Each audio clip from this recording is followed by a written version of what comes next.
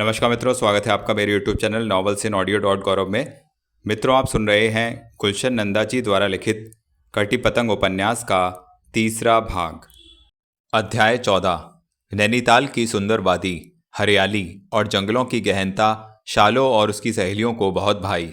उनकी टोली में अंजना और कमल भी थे। अंजना कुछ देर के लिए अपनी घुटन भूल गई थी और वह उन लड़कियों में घुल मिल गई थी। उसकी चंचलता फिर लौट आई थी। वह पहाड़ियों की तलहटियों में अटखेलियां करती, कूदती फांदती। ऐसा लगता जैसे कोई तितली पर फैलाए कभी यहाँ कभी वहाँ उड़ती फिर रही है। इस इठलाती और झलकती जवानी की आंख जब कभी कमल से मिलती तो वह झिझक जाती। उसकी आंखों में लज्जा का आवरण लहरा जाता। उसके अंग अंग से टपकती हुई शोखी और चुलबुलाहट फीकी पड़ जाती। वह गुमसुम सी होकर दूसरी ओर देखने लगती। उसकी इन भंगिमाओं से कमल के हृदय में एक तहलका सा मच जाता। मन कुछ अजीब तरह से मथने लगता, लेकिन चेहरे की गंभीरता उसे प्रत्यक्ष न होने देती। वह डरता भी था कि कहीं उसकी जबान से कोई ऐसी बात ना निकल जाए जिससे हंसती खिलती सौंदर्य की यह प्रतिमा पाषाण मूर्ति बनकर रह जाए। अतः वह उससे नजरें चुराकर दूसरी ओर निकल जाता या उन लड़कियों से बातें करने लगता। वे घूमते फिरते पिकनिक के मूड में बहुत दूर निकल आए थे। हिमालय की फैली हुई घाटियों का नज़ारा देखते देखते वे उस झील के पास पहुंचे जो दो पहाड़ियों के बीच घिरी हुई थी। ऊपर पहाड़ों से एक झरना गिर रहा था जो सीधा उस झील में आकर समा जाता था। पान की वह फुहार सुनहरी धूप में यूं चमक रही थी जैसे चांदी के झिलमिलाते हुए कण नीली गहराइयों में डूब रहे हों। लड़कियां थक चुकी थीं। वे सुस्ताने के लिए झील के किनारे एक चट्टान पर बैठ गईं। कुमुद को चाय की तलब लगी और फिर सब मिलकर नाश्ते की तैयारी में जुट गईं। शालिनी ने अपने बैग में से बिस्किट का पैकेट निकाला और उसे खोलकर सबको बांटने लगी। अंजना कुछ देर के लिए उस टोली से अलग हो गई। कमल ने बिस्कुट को दांतों से काटते हुए उसकी ओर देखा। वह चट्टान को पार करती हुई उस झरने की ओर जा रही थी। कमल ने जब सब लड़कियों को अपने आप में मस्त पाया तो तश्तरी में 2-4 बिस्कुट उठाकर अंजना का पीछा करने लगा। वह धीरे धीरे पथरीले रास्ते को पार करता हुआ उसके पास जा पहुंचा। वह झील के पास खड़ी उस झरने के अनोखे दृश्य का आनंद ले रही थी। थोड़ी ही दूर पर हरी हरी झाड़ियां थीं जिन पर खिले फूल अपनी छटा दिखा रहे थे। अंजू धीरे धीरे बढ़ती वहां तक चली गई और एक गुलाब का फूल तोड़कर उन्मादी सी अपने जूड़े में लगाने लगी। सहसा उसके शरीर में एक सिहरन सी दौड़ गई। एक छाया दबे पांव आकर उसके पास खड़ी हो गई। उसने पलटकर देखा, सामने कमल खड़ा था। यह देखते ही उसके हाथ पांव कांप उठे और वह फूल जुड़े में शोभा देने की बजाय धरती पर आ गिरा। उसने नीची निगाहें कर लीं। कमल ने झुककर वह फूल उठा लिया और उसे उंगलियों में नचाते हुए उसकी ओर देखने लगा। यह मुड़कर फिर उस झरने की ओर देखने लगी। कमल चुपके से तनिक और सट गया और दबी आवाज में बोला, फूल को जूड़े में लगाते लगाते फेंक क्यों दिया? नहीं तो यूं ही देख रही थी कि बालों में कैसा लगता है। जी, यह तो जंगल है पूनम। यहाँ दूर दूर तक किसी जानने वाले का पता नहीं। कौन उंगली उठाएगा इस फूल को देखकर? जी चाहता है तो लगा लो। आपने गलत समझा। मुझे फूलों से कोई खास लगाव नहीं। झूठ। लगाव ना होता तो तुम उसे बेचारे को उसकी टहनी से अलग करके अपने जूड़े में सजाते सजाते पत्थरों पर ना पटक देती। शायद आपको उस पर तरस आ रहा है। क्यों ना आए? तुम्हारे हृदय को असमंजस में पड़ा देख वह मुरझा जो रहा है। इतना तरस आ रहा है तो अपने कोट के बटन में लगा लीजिए ना। अंजना घूमकर उसके सामने हो गई और कमल उसकी गहरी झील जैसी आंखों में निहारने लगा। वह बुद्ध बना एकटक उसमें झलकती हुई जवानी की आभा को देखता रहा और राम जाने क्या सोचकर उस फूल को अपने कोट में लगा लिया। लो, तुमने हुक्म दिया और मैंने मान लिया, बस। अंजना ने उसकी बात का कोई उत्तर नहीं दिया और खिसक कर उस झरने के पास आ गई। चांदी की धार गिरने से संगीत की एक धुन जैसी बजती मालूम हो रही थी। वह एकचित होकर उसी सरोवर के संगीत में खो गई। क्या सोच रही हो? कमल से मौन नहीं रहा गया। यह झरना कितना सौभाग्यशाली है। वह कैसे? सदियों से बहता जा रहा है। अपने हृदय की भड़ास निडर और बेझिझक दुनिया भर को सुनाए जा रहा है। हाँ पूनम, जितना इसके भाग्य पर गर्व होता है उतना ही इस झील को देखकर दुख भी होता है। वह क्यों? इसकी गहराइयां ना जाने कब से तूफान के थपेड़ों को सहती आ रही हैं, लेकिन मौन साधे हुए हैं। इनमें जो भी लहर उठती है वह उसका भेद उछालने के बजाय और पर्दा डाल देती है। इंसान की जिंदगी भी तो कभी कभी ऐसी ही गहराइयों में जा छिपती है कमल बाबू। ठीक कहती हो। थोड़ी देर पहले जब तुम उन लड़कियों के साथ चंचलता और अटखेलियां पर उतर आई थीं तो मुझे तुम्हारे जीवन का वह अतीत याद आ गया था जो इस झरने के समान था। और आज वह थरथरा उठी। आज तो इस झील की तरह है, शांत और गहरा। इस नीले और गंभीर धरातल के नीचे राम जाने कामनाओं के कितने तूफान मचल रहे हैं। यह सुनकर अंजना झेंप गई। वह समझ गई कि कमल उसके दिल की गहराइयों को नापने का प्रयत्न कर रहा है।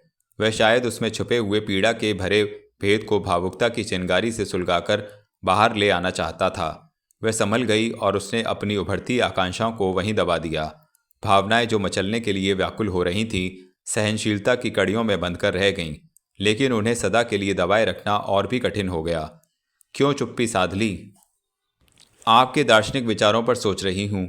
सच, अपनी जिंदगी इस झील की तरह ही है।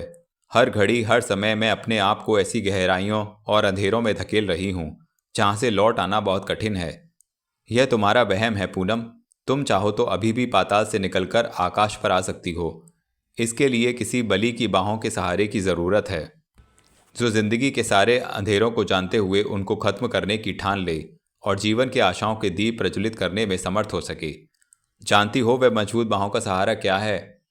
उसने बड़े भोलेपन से कमल की ओर देखा और देर तक कोमल भावनाओं और वेदनाओं से भरी निगाहों से कमल की आंखों में झांकती रही। अंत में कमल ने यह स्तब्धता तोड़ी। प्रेम, एक पवित्र प्रेम ही जीवन का सबसे बड़ा सहारा होता है। अंजना को इस प्रेम शब्द ने डस लिया। उसकी रगों में इसका जहर उतरते ही एक भूचाल सा आ गया। वह सहारा जो उसके भविष्य को कालिक पोत गया था, आज फिर उसकी परीक्षा ले रहा था। वह अपनी खामोशी के भार को अधिक न उठा सकी। दबी आवाज में बोली, वह सहारा तो कब का टूट गया, अब तो केवल स्मृतियां शेष हैं। एक बात कहूँ, बुरा तो नहीं मानोगी? प्रेम की उन स्मृतियों को सदा के लिए दिल से निकाल दो। कमल बाबू। हाँ पूनम, अब वह प्यार मैं तुम्हें दूंगा। ऐसी बात की आशा होने पर भी वह यह सुनकर कांप उठी। उसका चेहरा सहसा पीला पड़ गया। हाथ पांव से ठंडे पसीने छूटने लगे। सहसा शालिनी की आवाज़ ने दोनों को चौंका दिया। वह उन्हें तलाश करती हुई वहां तक आ गई थी। अंजना उसे देखते ही वहां से चल पड़ी। उसके मन में बैठा हुआ चोर उसे डराने लगा। जो ही उसने कदम बढ़ाए, कमल ने उसे पुकार कर रोक लिया। बोला, मैं तुम्हारे जवाब का इंतजार करूंगा पूनम। उसने कोई उत्तर नहीं दिया और संभल कर शालिनी के सामने आ गई। वह सबके लिए चाय तैयार करके उनकी राह देख रही थी। जब सब लोग चाय पी रहे थे तो कमल अंजना के चेहरे की गंभीरता का अध्ययन कर रहा था। सहसा शालो ने कोट के कॉलर पर टंगा हुआ फूल निकाल लिया और बोली, यह क्या? फूल तो औरतों के बालों में लगाते हैं और आप इसे कोट में लगाकर इसका मान घटा रहे हो।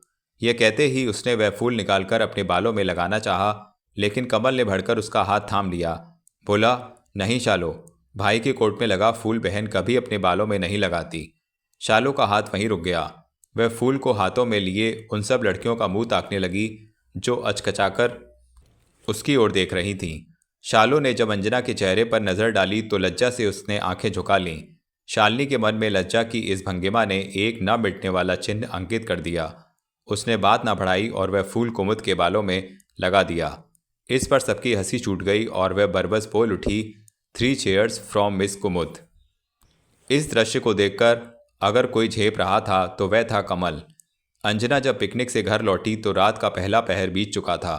वह इतनी देर तक कभी घर से बाहर नहीं रही थी और आज लड़कियों ने इस बात की भी जिद की कि वह उनके साथ कमल बाबू के घर में रह जाए, और उसने साफ इनकार कर दिया।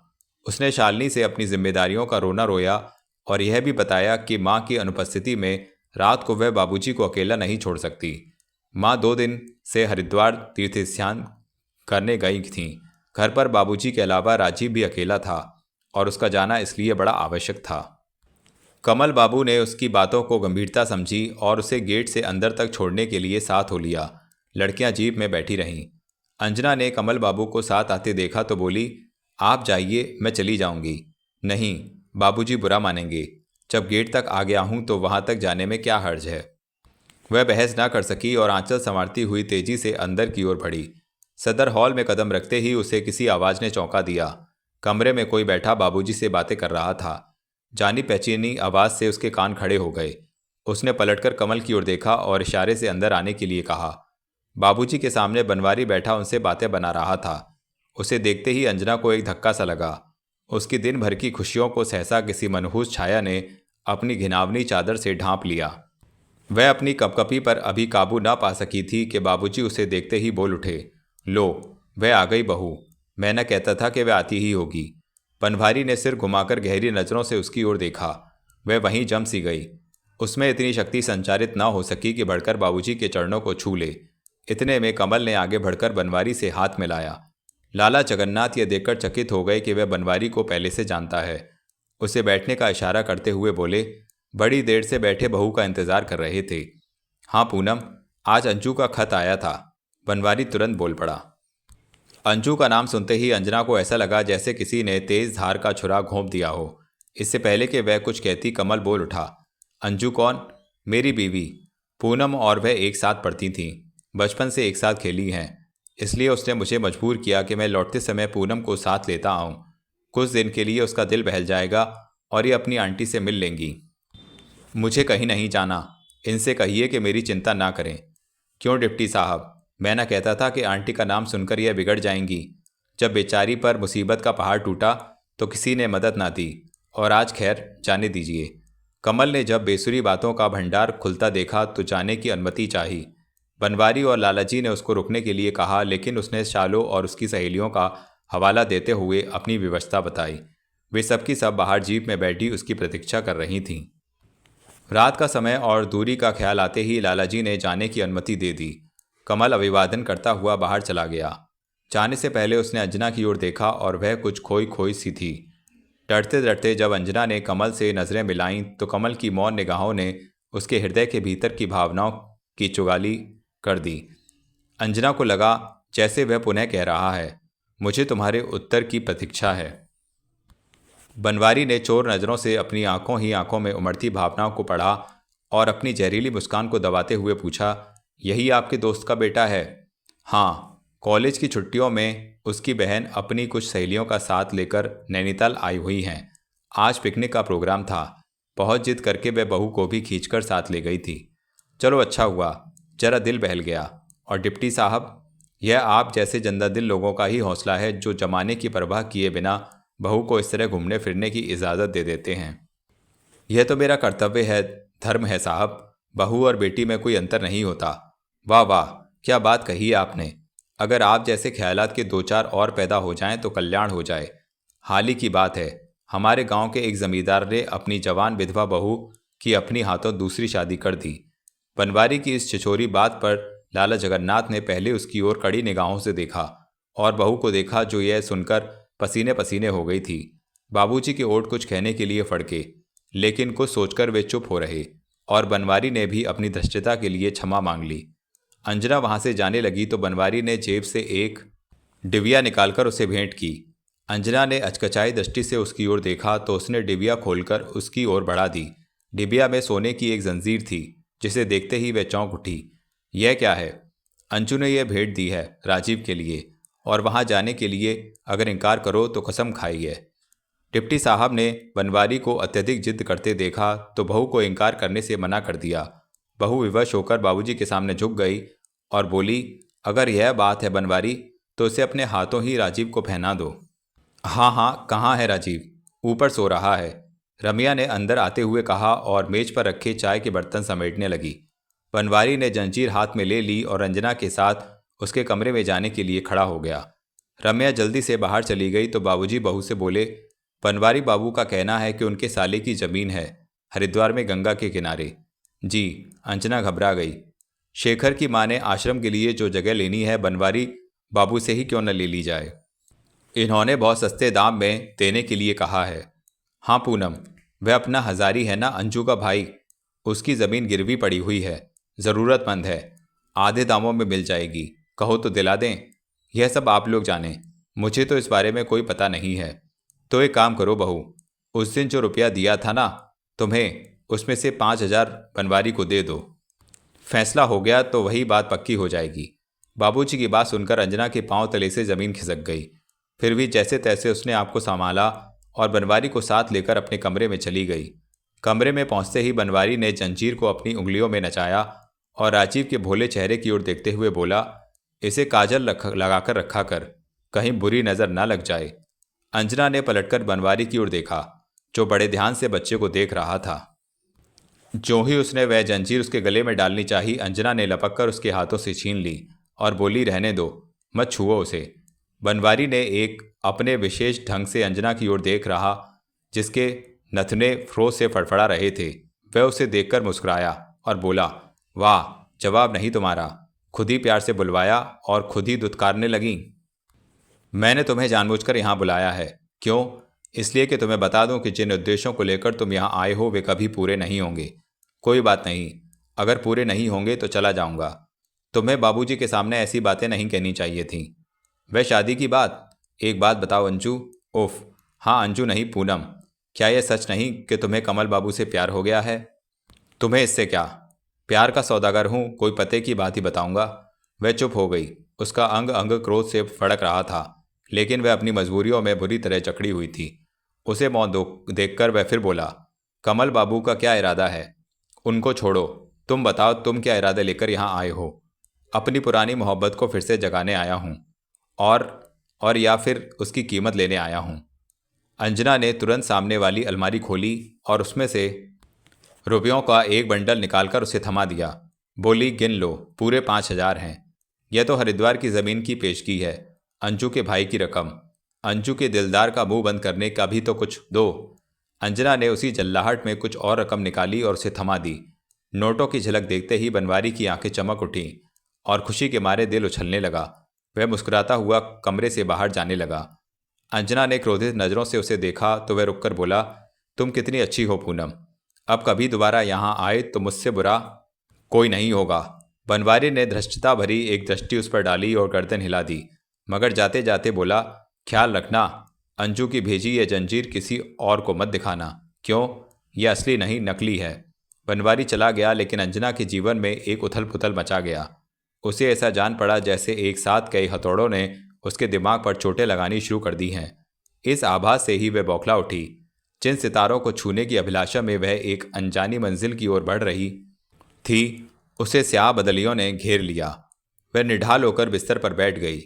सामने वह नकली सोने की जंजीर पड़ी हुई थी जो बनवारी राजीव के लिए दे गया था। उसे ऐसा लगा जैसे वह जंजीर नहीं है बल्कि बल खाए सुनहरी नागिन बैठी है। वह तड़प कर उसकी ओर बढ़ी। क्रोध और घृणा से उसे उठाया और जोर से खिड़की के बाहर फेंक दिया। ठीक इसी समय कोई कमरे में आ गया। अंजना ने मुड़कर देखा, सामने रम्या खड़ी थी। रम्या ने उस सोने की जंजीर को बाहर फेंकते हुए देख लिया था। वह चिल्ला उठी, यह क्या बहुरानी? चुप रह, तुझे इससे क्या? मुझे तो कुछ भी नहीं, लेकिन जा अपना काम कर। जी। रमिया चुपचाप बिस्तर लगाने लगी। उसकी निगाहें बार बार मालकिन की घबराहट का अनुमान लगा रही थीं। कमरे में शांति छाई थी, लेकिन वादी में चलती हुई ठंडी हवा साएं साएं गूंज रही थी। जब काफ़ी देर तक मालकिन ने रमिया से कुछ नहीं कहा तो वह बोल उठी, जानती हो बहुरानी, आज रात तूफान आने वाला है। तुम्हें कैसे मालूम? वह चिढ़कर बोली, पहाड़ों से आती हुई यह आवाज़ सुनाई दे रही है ना, यह तूफान आने की निशानी है। होगी, मैं क्या करूं? यूं ही कह दिया। जब आप सोएं तो खिड़कियां दरवाजे सब बंद कर लें। रमिया चली गई, लेकिन उसकी कही हुई बात अंजू के दिमाग में बुरी तरह खटकने लगी। तूफान के भय से उसके दिल की धड़कन तेज हो गई।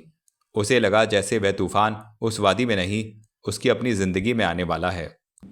हवा की साएं के साथ उसके मन की कुलबुलाहट क्षण प्रतिक्षण बढ़ती चली गई और फिर हवा के एक तेज झोंके ने खिड़की के पल्लों को एक दूसरे से टकरा दिया। इसके साथ ही कोने में रखा हुआ पेडिस्टल लैंप फर्श पर गिरकर चकनाचूर हो गया। एक अजीब सा शोर हुआ और अंजना के मुंह से चीख निकल गई। बत्ती के बुझ जाने से कमरे में गहन अंधकार छा गया। अंजना ने भयभीत हो इधर उधर देखने की कोशिश की। चारों ओर भयानक अंधेरा छा गया था। वह तूफान जिसके बारे में रमिया ने भविष्यवाणी की थी, वीरान वादियों से होता हुआ बस्ती में आ पहुंचा था। उसने एक नज़र राजीव पर डाली, जो इस तूफान से बेखबर गहरी नींद में सो रहा था। अंजना ने लपककर खिड़की के पल्ले बंद कर दिए। अध्याय 15। बादलों की गरज और वर्षा के शोर से आज नैनीताल की वादियों में तूफान मचा रखा था। कल तक जो सफ़ेद बदलियां घाटियों को चूमती हुई दूर निकल जाती थीं, आज काली घटाएं बनकर घनघोर वर्षा करने पर तुली हुई थीं। कमल अपनी लाइब्रेरी में बैठा जंगलों के उन मानचित्रों को देख रहा था जो नए ठेकों के लिए खुलने वाले थे। उसने अपनी लाइब्रेरी में ही सोने का प्रबंध कर रखा था, क्योंकि शयन कक्ष पर शालो और उसकी सहेलियों ने अधिकार जमा रखा था। वह जैसे ही दफ्तर की किसी फाइल के लिए सदर कमरे तक गया, उसकी नज़रें अपने शयन कक्ष में सोई हुई उन लड़कियों के चेहरे पर जा पड़ी जो उस तूफान के शोर से अचेत नीठी नींद में सो रही थीं। शालों की 3 सहेलियां दिन भर की थकान के बाद एक दूसरे से चिपटी पड़ी सो रही थीं और बड़ी अजीब सी लग रही थीं। उनके इस सोने के ढंग को देखकर कमल के ओठों पर मुस्कुराहट आ गई, लेकिन दूसरे ही क्षण वह छेप कर अपने आप में आ गया। शालिनी उसके लिए कॉफ़ी का प्याला लेकर अंदर आ गई थी। भैया को उस शयनकक्ष में झांकते देखकर उससे रहा नहीं गया। वह व्यंग्यात्मक भाव से पूछ बैठी, क्या देख रहे हो भैया? कुछ नहीं कुछ नहीं, हाँ उस तूफान को देख रहा था। बाहर के तूफान को या उस तूफान को जो तुम्हारे दिल में उठ रहा है?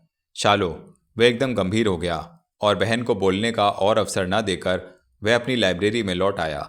उसने फिर से फाइल देखनी शुरू कर दी। शालिनी ने कॉफ़ी का प्याला उसके सामने रखा। कमल ने निगाहें उठाकर अपनी बहन की ओर देखा। वह दबी आवाज में बोली, पी लो, ठंडी हो जाएगी। कमल ने चुपचाप प्याले को अपनी ओर सरका लिया और फिर कॉफ़ी का एक घूंट भरा। गरम गरम कॉफ़ी से उसकी जबान जल गई। प्याला तुरंत मेज पर रख दिया। इस पर शालों की हंसी छूट गई।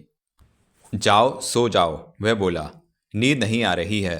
वह चुप हो गया और फाइल के कागजों को देखता हुआ धीरे धीरे कॉफ़ी के घूंट भरने लगा। शालिनी सामने बैठ गई और चुपचाप उसके चेहरे को निहारने लगी। थोड़ी थोड़ी देर के बाद वह नज़रें उठाकर चुपके से बहन की ओर देख लेता, जो उसी ओर देखती जा रही थी। अंत में कमल से रहा नहीं गया। वह पूछ बैठा, क्या देख रही हो? भैया का चेहरा कितना उदास रहने लगा है। तुमने गलत समझा है शालो, मैं तो पहले से बहुत खुश हूँ। इज्जत की नौकरी है, ठाठ की जिंदगी है, अच्छा वातावरण है, सुंदर सी कोठी है, फिर भला मैं क्यों उदास रहने लगा? एक बात की कमी है जो तुम्हारे जीवन में। किस बात की? एक जीवन साथी की। शालो, हाँ भैया, मेरी भाभी आ जाए तो यह कमी पूरी हो जाएगी। एकांत की चुभन दिल से निकल जाएगी। डैडी भी अपना दुख भूल जाएंगे। हाँ, कुछ दिनों से मैं भी यह कमी महसूस कर रहा हूँ। तो कह दूँ डैडी से कि भैया तैयार हो गए? वह चमक कर बोली। कमल ने फाइलों को सामने से हटा दिया और अपनी बहन की भोली भाली आंखों में झांकने लगा, जिनमें हर्ष के आंसू चमकने लगे थे। कमल उसकी ओर देखता ही रह गया। कहो ना भैया। हाँ तो कह दूं, लेकिन लड़की कहाँ है? एक बात पूछूं भैया? शालो ने झिझकते हुए पूछा। हूँ। मेरी सहेलियों में से तुम्हें कौन सी पसंद है? कमल उसकी बात सुनकर झेप गया। इस झेप की ओर तनिक भी ध्यान न देते हुए वह फिर बोली, कहो ना, कौन सी तुम्हें अच्छी लगती है? कुमुद, रेखा, आशा, जिसे कहो उसे खींच लाऊं तुम्हारी जिंदगी में। नहीं शालो, इनमें से कोई भी ऐसी नहीं जो तुम्हारे भैया की जिंदगी बन सके। तो फिर अपनी पसंद ही कह दो। डरता हूं कहीं तुम मुझसे नाराज ना हो जाओ। वाह, इसमें नाराज होने की क्या बात है?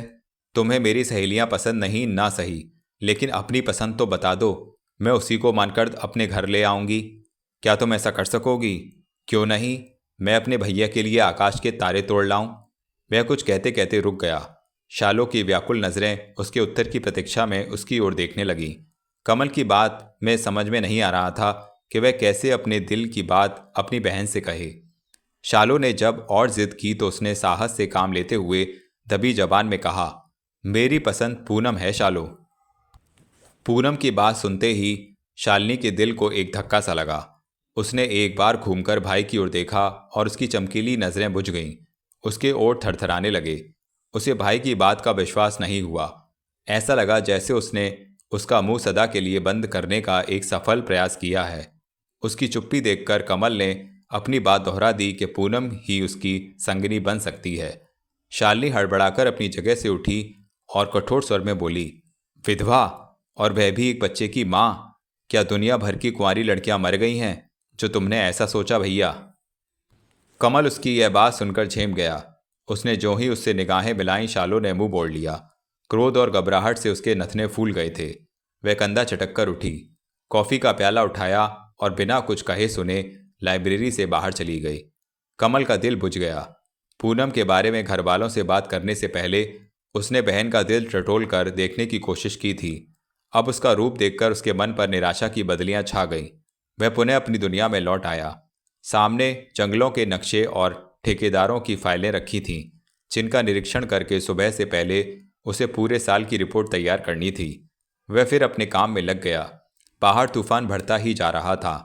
वर्षा का शोर और बादलों की गरज फिर उसके कानों से टकराने लगी, लेकिन इतने शोर में भी शालों की वह आवाज़ उसे सुनाई दे रही थी जिसने उसकी आशाओं पर भी पानी फेर दिया था। विधवा, और वह भी एक बच्चे की माँ। क्या दुनिया भर की कुंवारी लड़कियां मर गई हैं जो तुमने ऐसा सोचा भैया? जहां कमल आधी रात को अकेला अपनी तकदीर का फैसला कर रहा था, वहां अंजना ने भी मन ही मन प्रण कर लिया कि वह इस जाल को तोड़कर बाहर आएगी जिसके तारों ने उसके जीवन का प्रत्येक क्षण जकड़ रखा है। वह आज आकाश के उन बादलों की तरह फट जाना चाहती थी ताकि उसके सीने में दबी हुई सारी आकांक्षाएं निकल जाएं और वह सुख और शांति की सांस ले सके। घनघोर वर्षा वायुमंडल में ऊधम मचाए हुए थी, लेकिन वह सब कुछ भूल विसराकर अपने बिस्तर में बैठी अपनी जीवन गाथा लिखती जा रही थी। वह पूनम का आवरण उतारकर अंजू के अस्तित्व को फिर से सामने ले आना चाहती थी।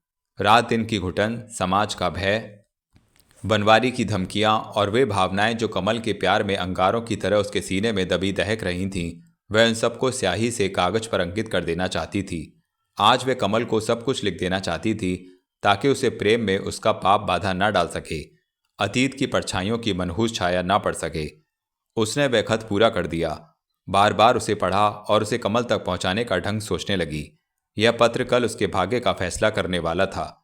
अगले दिन सवेरे सवेरे ही बाबूजी का बुलावा आ गया। वह जल्दी जल्दी कपड़े पहनकर उनके शयन कक्ष में जा पहुंची। उनके पैर छुए और हाथ बांधे बांदी की तरह खड़ी हो गई। उस समय वे सुबह का नाश्ता कर रहे थे। यह देखकर वह हड़बड़ाकर दबी आवाज में बोली, आज उठने में देर हो गई बाबूजी। अरे तो क्या हुआ? हाँ, तुम्हारी सास की चिट्ठी आई है तुम्हारे नाम। यह कहकर उन्होंने अंजना की ओर एक लिफाफा बढ़ा दिया। अंजना ने घबराई हुई नजरों से उस लिफाफे की ओर देखा और कांपती हुई उंगलियों से उसे थाम लिया। वह लौटने लगी तो बाबूजी ने उसे पढ़ने के लिए कहा। अंजना रुक गई और लिफाफा खोलकर चुपचाप खत पढ़ने लगी। क्या लिखा है शेखर की माँ ने? वे कुछ देर के बाद पूछ बैठे। राजी खुशी की चिट्ठी है। अपनी सेहत का ख्याल रखने को लिखा है। 10-12 दिन और लगेंगे वहाँ, इसलिए मैं उसे बाहर नहीं भेजता हूँ बहू। जहाँ जाती है जाकर बैठ जाती है। घर का कोई ख्याल ही नहीं रहता। तो क्या हुआ बाबूजी, मैं जो हूँ घर पे। वह तो है ही, मुझे घर की चिंता नहीं बहू। बैठे बैठे जी उगता जाता है, कोई बात करने वाला भी तो नहीं होता। सहसा वे चुप हो गए। वे बिना सोचे समझे यह सब कह गए थे। उनकी इन बातों ने बहू को गंभीर और उदास बना दिया। अंजना बिना कुछ बोले वापस हो आई। क्या हुआ बहू? लाला जगन्नाथ ने बहू की गंभीरता को भांपते हुए कहा। कुछ नहीं बाबूजी, यही सोच रही थी कि घर में जब कोई बात करने वाला ना हो तो दिन कटना कितना दूभर हो जाता है। बहू की बात लाला जगन्नाथ के सीने में चुभ गई। वह उनके कमरे की बेतरतीब पड़ी चीज़ों को संभालकर रखने लगी और वे चुपचाप बैठे उसकी कही बात सोचने लगे। पूरी जिंदगी साथ बिताने के बाद भी शेखर के माँ की थोड़े दिनों की अनुपस्थिति इस बुढ़ापे में उन्हें खलने लगी थी। तो उनकी बहू पूनम जवानी की यह तपस्या कैसे निभा पाएगी? इस बात का ख्याल आते ही उनका मन सिहर उठा। अंजना जब कमरे से बाहर जाने लगी तो उन्होंने उसे अपने पास बुलाया और बात का विषय बदलते हुए बोले, लो, मैं भी कितना सठिया गया हूं। काम क्या था और कहानी क्या शुरू कर दी? अंजना सामने रखी फाइल उठाने का संकेत दिया और अंजना ने वह फाइल उठाकर उन्हें दे दी। लाला जगन्नाथ ने उसमें से कुछ सरकारी कागजों को निकालकर अंजना के सामने रख दिया और बोले, बीमा के कागजात हैं, जहां जहां क्रॉस लगे हुए हैं वहां साइन कर दो। लेकिन 1 लाख की पॉलिसी है, शेखर ने तुम्हारे नाम की हुई है। तुम लोगों के पुराने पते से होकर यहां आई है। अंजना ने कांपते हाथों से उन कागजों को पकड़ लिया और पथराई सी निगाहों से एक बार उन्हें देखा। बीमा कंपनी शेखर का बीमा उसे दे रही थी, उसकी विधवा की जगह। यह ख्याल आते ही उसके दिल में एक ठेस सी लगी, लेकिन वह संभल गई। वह उन कागजों को लेकर जाने लगी तो लाला जगन्नाथ ने कहा, बहू, सबसे पहले काम यही करो और इन कागजों को माली के हाथ कमल के पास भिजवा दो। वह दफ्तर में इनका इंतजार कर रहा होगा। जान पहचान की वजह से रुपया जल्द मिल जाएगा। अंजना अपने कमरे में लौट आई। उसने ध्यान से उस 1 लाख पॉलिसी को देखा। क्रॉस लगे निशान जहां उसे हस्ताक्षर करने थे गुनाह के धब्बे की तरह नजर आए। उसकी समझ में कुछ नहीं आ रहा था कि क्या करे और क्या ना करे। एक ओर बाबूजी की आज्ञा और दूसरी ओर दिल की पुकार। वह एक विचित्र असमंजस में फंसी थी। सहसा उसे कमल को लिखे हुए खत का ख्याल आ गया। उसने अपने तकिए के नीचे से वह खत निकाला जिसमें उसका जीवन रहस्य छुपा हुआ था। वह रहस्य एक ऐसी चिंगारी थी जो अगर सुलग उठती तो न जाने कितनी जिंदगियों को अपनी लपेट में लेकर राख कर देती। लेकिन अंजना से यह सब सहन नहीं हो रहा था और वह यह भी जानती थी कि एक ना एक दिन उसके जीवन में यह तूफान आने वाला है। अतः अधिक दिनों तक वह उसे क्यों दबाए रखे। वह अपने आप को कमल की धरोहर समझ रही थी। आज उसे इस तूफान से अधिक अपनी पूजा पर भरोसा था, उस तपस्या पर विश्वास था जो वह पिछले कई महीनों से करती आ रही थी। उसने उस खत को दोबारा पढ़ा और अंत में 2 पंक्तियां उस और बढ़ा दीं। उसने अपनी व्यवस्था भी खोल दी जिसके कारण वह बीमे के उन कागजों पर हस्ताक्षर करने जा रही थी। उसने लिफाफा सावधानी से बंद कर दिया और जल्दी जल्दी क्रॉस लगे स्थानों पर हस्ताक्षर कर दिए। उसने वे सारे कागजात एक बड़े लिफाफे में बंद करके माली के हवाले किए। उसका दिल कांप रहा था। उन्हीं कागजों में उसने अपना खत भी रख दिया था और माली को समझा दिया था कि वह उन्हें कमल बाबू को ही दे। माली के प्रश्नों से बचने के लिए उसने उन कागजों का महत्व बता दिया और तौलिया उठाकर नहाने चली गई। माली जब कागजों को लेकर कमल के वहां जा रहा था तो लाला जगन्नाथ ने भी वहां तक सावधानी से पहुंचाने के लिए सतर्क किया और फिर बोले, जरा बहू से कह दो मेरी दवा और पानी दे जाए। वह तो नहाने गई हैं सरकार। कोई बात नहीं, तू ही जरा मेरे कमरे से वह दवाई ले आ। पलंग के सिरहाने मेज पर रखी है और एक गिलास पानी भी। जी बहुत अच्छा, कहकर माली ने कागजों का वह लिफाफा वहीं उनके पास रख दिया और उनके कमरे की ओर चला गया। लालाजी की नज़र उस लिफाफे पर पड़ी तो अचानक उन्हें ख्याल आया कि देखें बहू ने ठीक जगहों पर हस्ताक्षर किए हैं या नहीं। और फिर जैसे ही उन्होंने बीमे के कागजों को लिफाफे से बाहर निकाला, उसमें से एक छोटा सा लिफाफा खिसक कर फर्श पर जा गिरा। लालाजी ने झुककर वह लिफाफा उठा लिया और उस पर लिखा नाम पढ़ने लगे। कमल का नाम पढ़कर उनका बूढ़ा शरीर डोल गया। उनके मन में एक शंका उभरी। बहू का खत, कमल के नाम और वह भी बंद लिफाफे में। यह देखकर उन पर दिल धड़कने लगा और फिर राम जाने क्या सोचकर उन्होंने वह खत जेब में डाल लिया और बहकी बहकी नज़रों से उन कागजों को देखने लगे जिन पर पूनम ने हस्ताक्षर थे। माली के आने की आहट हुई तो उन्होंने कागजों को फिर लिफाफे में डालकर वहीं रख दिया। माली ने दवा की शीशी दी और पानी का ग्लास मेज पर रख दिया। लालाजी ने माली की ओर देखा और इशारे से उसे जाने की अनुमति दे दी। वह कागजों को लेकर चला गया। उन्होंने दवा की शीशी से 2 गोलियां निकालकर पानी से उन्हें गले में उतार लीं। गोलियां खाते ही उनके बदन की कंपकपी में कुछ कमी आ गई। रमिया बच्चे को उठाए बाहर जा रही थी। उन्होंने बहू के बारे में दोबारा पूछा। वह गुसल खाने में नहा रही थी। घर में और कोई नहीं था। उन्होंने चारों ओर निगाह दौड़ाई और कुछ सोचते कुछ झिझकते उस खत को जेब से निकाल लिया। लालाजी ने कांपते हाथों से बहू का पत्र खोला और पढ़ने लगे। जो उनकी निगाहें उन पंक्तियों पर दौड़ रही थीं, उनका रंग बदलता जा रहा था। उनकी बहू इस घर में पूनम का रूप धरकर आई हुई है, यह जानकर उनका अपने ऊपर से विश्वास उठ गया। वे कभी सोच भी नहीं सकते थे कि जिस देवी की वे दिल ही दिल में पूजा करते हैं वह उनकी बहू पूनम नहीं बल्कि वह लड़की है जो कमल की शादी के समय घर से भाग गई थी। उन्हें अब उसकी हर बात में छल और कपट नजर आने लगा। वह राजीव को लेकर किस इरादे से यहाँ आई थी इसका अनुमान लगाना अब इतना कठिन नहीं था, लेकिन जहाँ उन्हें अपनी बहू का असली रूप जानकर रंज हुआ वहाँ उतने रंज की संवेदना कुछ कम भी हो गई कि सत्य कल खुलने वाला था वे उसे आज ही जान गए। बहू की आवाज़ ने उन्हें चौंका दिया। वह स्नान करके बाहर आ चुकी थी। उसने जो ही रमिया को आवाज़ दी, लालाजी ने वह खत मुट्ठी में भींच लिया और जल्दी से उसे कोट की अंदरूनी जेब में डाल लिया। वह नौकरानी को तलाश करती हुई और अपने गीले बाल झटकती हुई बड़े हॉल तक चली आई जहाँ लालाजी बैठे हुए थे। उन्हें देखते ही वह ठिठक गई और जल्दी से आंचल ठीक करके सिर झुका लिया। उस आंचल में छिपी वह देवी आज उनके सामने मक्कार औरत का रूप धारण किए खड़ी थी। अंजना ने जब उन्हें अपनी ओर कुछ विचित्र रूप से देखते हुए देखा तो वह पास आकर बोली, मैं आपको दवा देना तो भूल ही गई बाबूजी, मैंने पी ली है। तभी अंजना ने सामने मेज पर रखी दवा की उस शीशी को देखा जिसमें अब केवल 2 गोलियां बाकी बची थीं। उसने शीशी हाथ में लेकर कहा, डॉक्टर ने कहा है कि 10 दिन तक यही दवा जारी रखनी चाहिए। डॉक्टरों का क्या है, दवा लिख दी और चले गए। यह सोचना तो हमारा काम है कि यह कितनी महंगी मिलेगी। ऐसा भी क्या बाबूजी, जान है तो जहान है। तुम ठीक कहती हो, लेकिन अब इस बुढ़ापे में अपना ख्याल भी तो खुद हमें ही रखना है। अंजना ने ध्यान से देखा।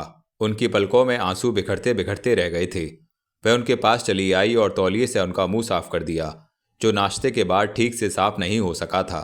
बाबूजी, उसने बड़े आदर भाव से उनकी ओर देखा। लाला जगन्नाथ ने भी पलकें उठाकर उसकी ओर देखा। उनका चेहरा अत्यधिक गंभीर था। एक बात कहूं, आप बुरा तो नहीं मानेंगे? उसके सवाल को सुनकर लालाजी की मानो सांस रुक गई। ऐसा लगा जैसे वह अपने जीवन का वह रहस्य उनसे खोलने वाली हो। उन्होंने डरते डरते सिर हिलाया। अंजना धीरे से बोली, मैंने 1 लाख के बीमे पर साइन कर दिए हैं। वह तो मैं जानता हूं, लेकिन उस रुपए के अधिकारी आप हैं, केवल आप। लालाजी ने गहरी नजरों से बहू की झील जैसी आंखों में झांका। उन्हें इस भावुकता के पीछे आज छल की झलक दिखाई दी। उन्हें बहू की हर बात, हर हरकत में बनावट का आभास हो रहा था। उसकी पलकों में आए हुए आंसू भी आज अंगारे मालूम हो रहे थे। लेकिन वे इन सब बातों को छिपाते हुए बोले, बहू का अधिकार बाप कैसे छीन सकता है? छीनने को कौन कहता है? वह तो मैं खुद दे रही हूं आपको। खैरात समझकर, उन्होंने जले भुने स्वर में कहा। उनकी बात और उनकी बेरुखी ने अंजना के दिल पर एक करारी चोट की और वह उखड़ी हुई नजरों से लालाजी को निहारने लगी, जो राम जाने उससे क्या कहने जा रहे थे, लेकिन बात मुंह से बाहर नहीं आ रही थी। आपने मुझे गलत समझा बाबूजी, अंजना ने कांपती हुई आवाज में कहा। हाँ बहू, अगर अपनी समझ से मैं सच को पहचान सकता तो आज अपने बेटे का गम ना खाना पड़ता। अंजना की समझ में कुछ नहीं आया। अब उसने और कुछ कहना उचित नहीं समझा और चुपचाप बाहर चली गई। लाला जगन्नाथ का संदेह तो अब जड़ पकड़ चुका था। राजीव लॉन में खेल रहा था। वह भी जबरदस्ती अपना दिल बहलाने के लिए उससे खेलने लगी। बार बार उसके मन में एक ही बात आ रही थी कि आज लालाजी को क्या हो गया है। वे क्यों ऐसी उखड़ी उखड़ी बातें कर रहे थे। अध्याय 16। अंजना जब मंदिर से लौटी तो सदर हॉल में वार्ता की आवाज़ों को सुनकर एक क्षण के लिए वह रुक गई। सामने कमल की जीप खड़ी थी। उसकी उपस्थिति का आभास करते ही वह कांप गई। अंग अंग में एक सिहरन सी दौड़ गई।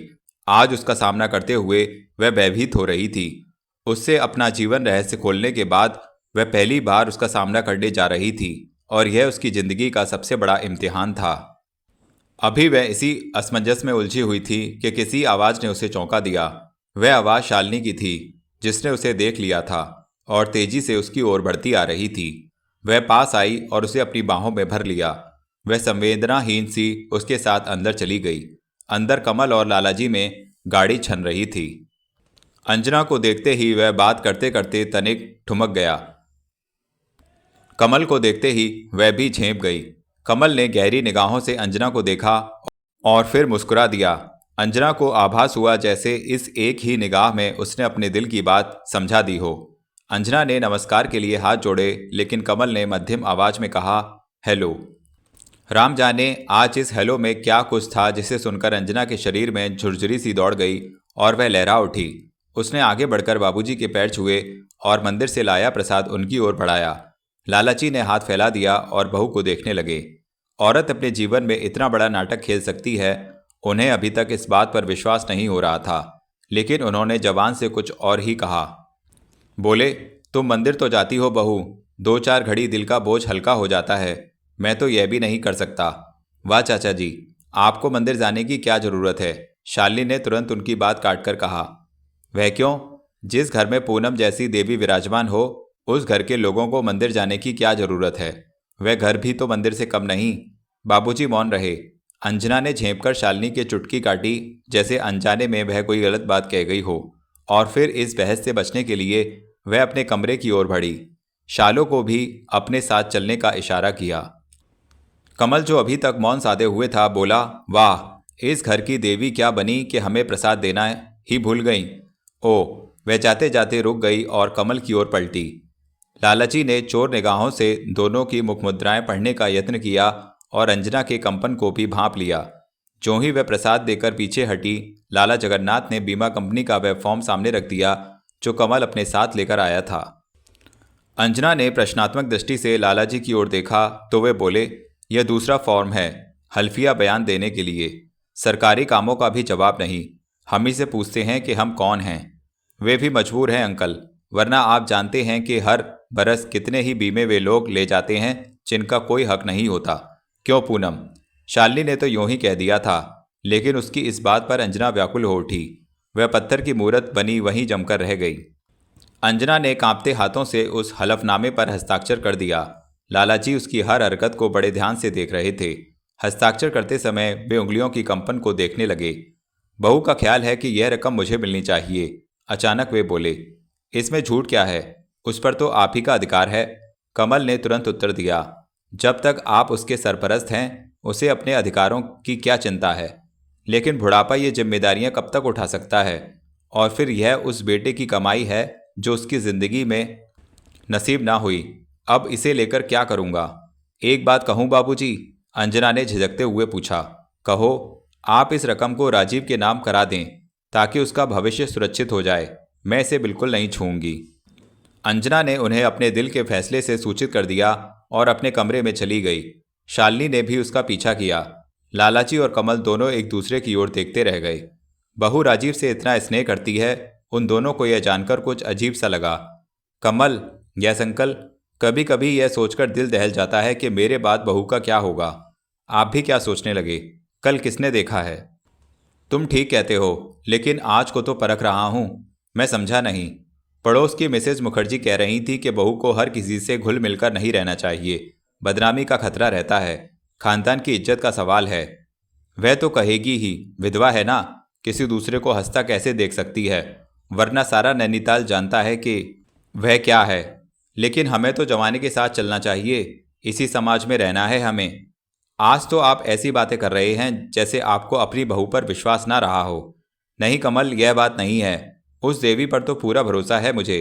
अगर डर है तो समाज के बदलते धारे का। कहीं वह भी कल का शोक भूलकर आज के रंग में रंग गई तो क्या? किसी के दिल को कौन पा सकता है? भावुकता कभी उमड़ भी सकती है, लेकिन पूनम ऐसी नहीं है, यह मैं विश्वास के साथ कह सकता हूँ। एक बात सोची है मैंने कमल, उन्होंने कुछ झिझक के साथ कहा। क्या? किसी से कहते हुए डर लगता है। कहिए ना, मैं तो आपके दिल का दर्द समझता हूँ। सोचता हूँ कि बहू की दूसरी शादी कर दूँ। लालाजी की बात सुनते ही कमल हक्का बक्का रह गया। उसे विश्वास नहीं हुआ कि लालाजी के मुंह से यह बात निकली है। दिल पर एक धक्का लगा, लेकिन इस चुभन से उसकी रगों में दर्द की जगह एक गुदगुदाहट पैदा हो गई। अंधेरे और अंधे सपनों में एक धुंधली सी आशा की किरण नजर आने लगी और वह अंजना की कल्पना में खो गया। लालाजी उसके चेहरे का उतार चढ़ाव देखते रहे। जब वह काफ़ी देर तक अपने ख्यालों में खोया रहा तो उन्होंने प्रश्न किया, क्यों कमल, चुप क्यों हो गए? तुम्हें अच्छा नहीं लगा मेरा ऐसा सोचना? जी नहीं, जी हाँ, भला इसमें बुरा क्या है? वह अचकचाकर बोला और फिर डिप्टी साहब की बातों का मतलब आंकने लगा। फिर सहसा वह बोला, लेकिन वह मानेगी? उससे पहले तो मुझे सोचना है कि क्या कोई उसके ब्याह करने पर राजी हो जाएगा। इससे पहले कि कमल कुछ उत्तर दे और बातें कुछ और आगे बढ़ें, शालिनी अंजना के कमरे से लौट आई। वह उछलती कूदती डिप्टी साहब के पास आई और उनकी बहू को अपने साथ ले जाने की अनुमति मांगने लगी। शालिनी दूसरे दिन ही नैनीताल से जाने वाली थी।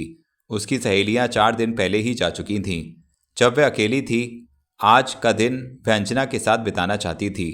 उसने कुछ शॉपिंग का प्रोग्राम बनाया हुआ था। मुझे कब इनकार है बेटी? ये सब विवरण सुनकर वे बोले। आपको तो नहीं, लेकिन उसे तो है। वह क्यों? आप घर पर अकेले हैं ना, इसलिए। लो, जैसे मैं कोई बच्चा हूँ। तभी अंजना हॉल की सीढ़ियों पर आ ठहरी। कमल और लालाजी ने एक साथ निगाहें उठाकर उसकी ओर देखा। शालिनी ने जब अपनी बात दोहराई तो उसने फिर इनकार कर दिया। बोली, घर का सारा काम पड़ा है, सब हो जाएगा बहू। रमिया है, माली है, और फिर शालो कौन कौन सी रोज रोज यहाँ आने वाली है। अंजना ने जब पुनः नकारात्मक उत्तर दिया तो कमल ने टोक दिया, एक रास्ता है, दोनों की बात रह जाएगी। क्या? दोनों मिलकर घर का काम निपटा लो और मैं भी अपना काम निपटा लूँ। लौटते समय दोनों को लेता चलूँगा। कमल की बात ने सबको चुप करा दिया।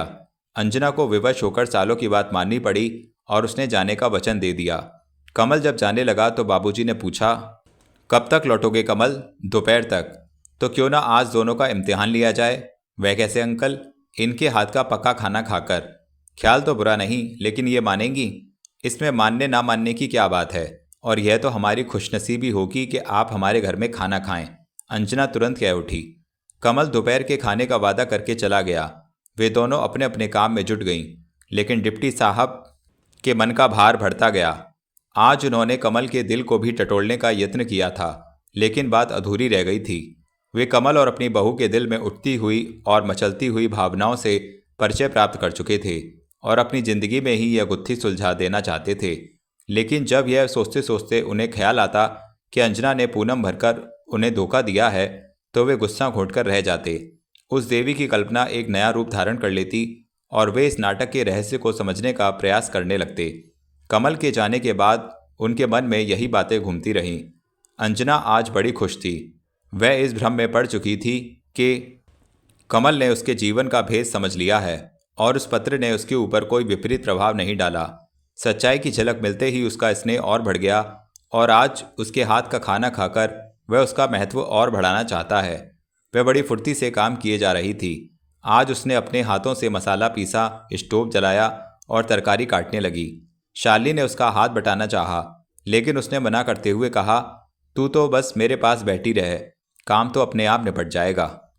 वह तो मैं देख ही रही हूँ, यूं भी अपने बस का नहीं है इस तरह मशीन बनना। घबराओ नहीं, ससुराल जाओगी तो अपने आप मशीन बन जाओगी। मैके का राज है, 2-4 दिन आराम कर लो। पूनम, तुमने तो अपने मैके में खूब आराम से दिन काटे होंगे। नहीं, अपना तो नसीब उल्टा रहा। बचपन में ही माँ बाप चल बसे, मामू ने पाला पोसा बेगानों की तरह, और फिर जब जिंदगी के सपने पूरे होने लगे तो अपने प्रीतम को खो बैठी। यह कहते कहते उसकी आंखों में आंसू आ गए। शालिनी ने उसके मन की व्याकुलता समझ ली और गंभीरता को मुस्कुराहट में बदलते हुए पूछने लगी, क्या ऐसा संभव नहीं पूनम कि जो सपने अधूरे रह गए हों वे अब पूरे कर लो? अंजना ने शालो की बात सुनी और फिर कुछ विचित्र दृष्टि से उसकी ओर देखने लगी। शालो के अधरों पर अब भी मुस्कान थिरक रही थी। अंजना उसके दिल की बात समझ गई, फिर भी अनजान सी बनकर बोली, वह कैसे? दूसरा ब्याह करके। अंजना को यह सुनकर अच्छा भी लगा और बुरा भी। बोली, यह तुम ठीक कह रही हो शालू। हाँ, एक लड़की ही दूसरी लड़की के दिल की गहराइयों को समझ सकती है, लेकिन मेरे आंचल पर तो दाग है, वह तो चांद से भी होता है। लेकिन यह तुम भूल रही हो कि मैं शरीफ घराने की बहू भी हूँ। मगर मैं यह कैसे भूल जाऊं कि तुम एक लड़की भी हो, खूबसूरत और जवान, जिसके मन में सैकड़ों इच्छाएं, आशाएं और उमंगें हैं। समाज वाले से पाप कहेंगे, कहने दो, लेकिन औरत के दिल को समझने वाला कोई नहीं कहेगा। लेकिन मैं यह कैसे भूल जाऊं कि मैं एक माँ भी हूँ। दुनिया में कई नेक दिल ऐसे भी हैं जो तुम्हारे बच्चे को भी अपना लेंगे। नहीं, यह इतना आसान नहीं है। कौन होगा जो अपने दिल पर इतना बड़ा पत्थर रख सकता है? एक है। कौन? मेरा भैया कमल। कमल का नाम सुनते ही वह कुछ ऐसी बदहवास हुई कि छुरी की तेज धार से उसकी उंगली कट गई।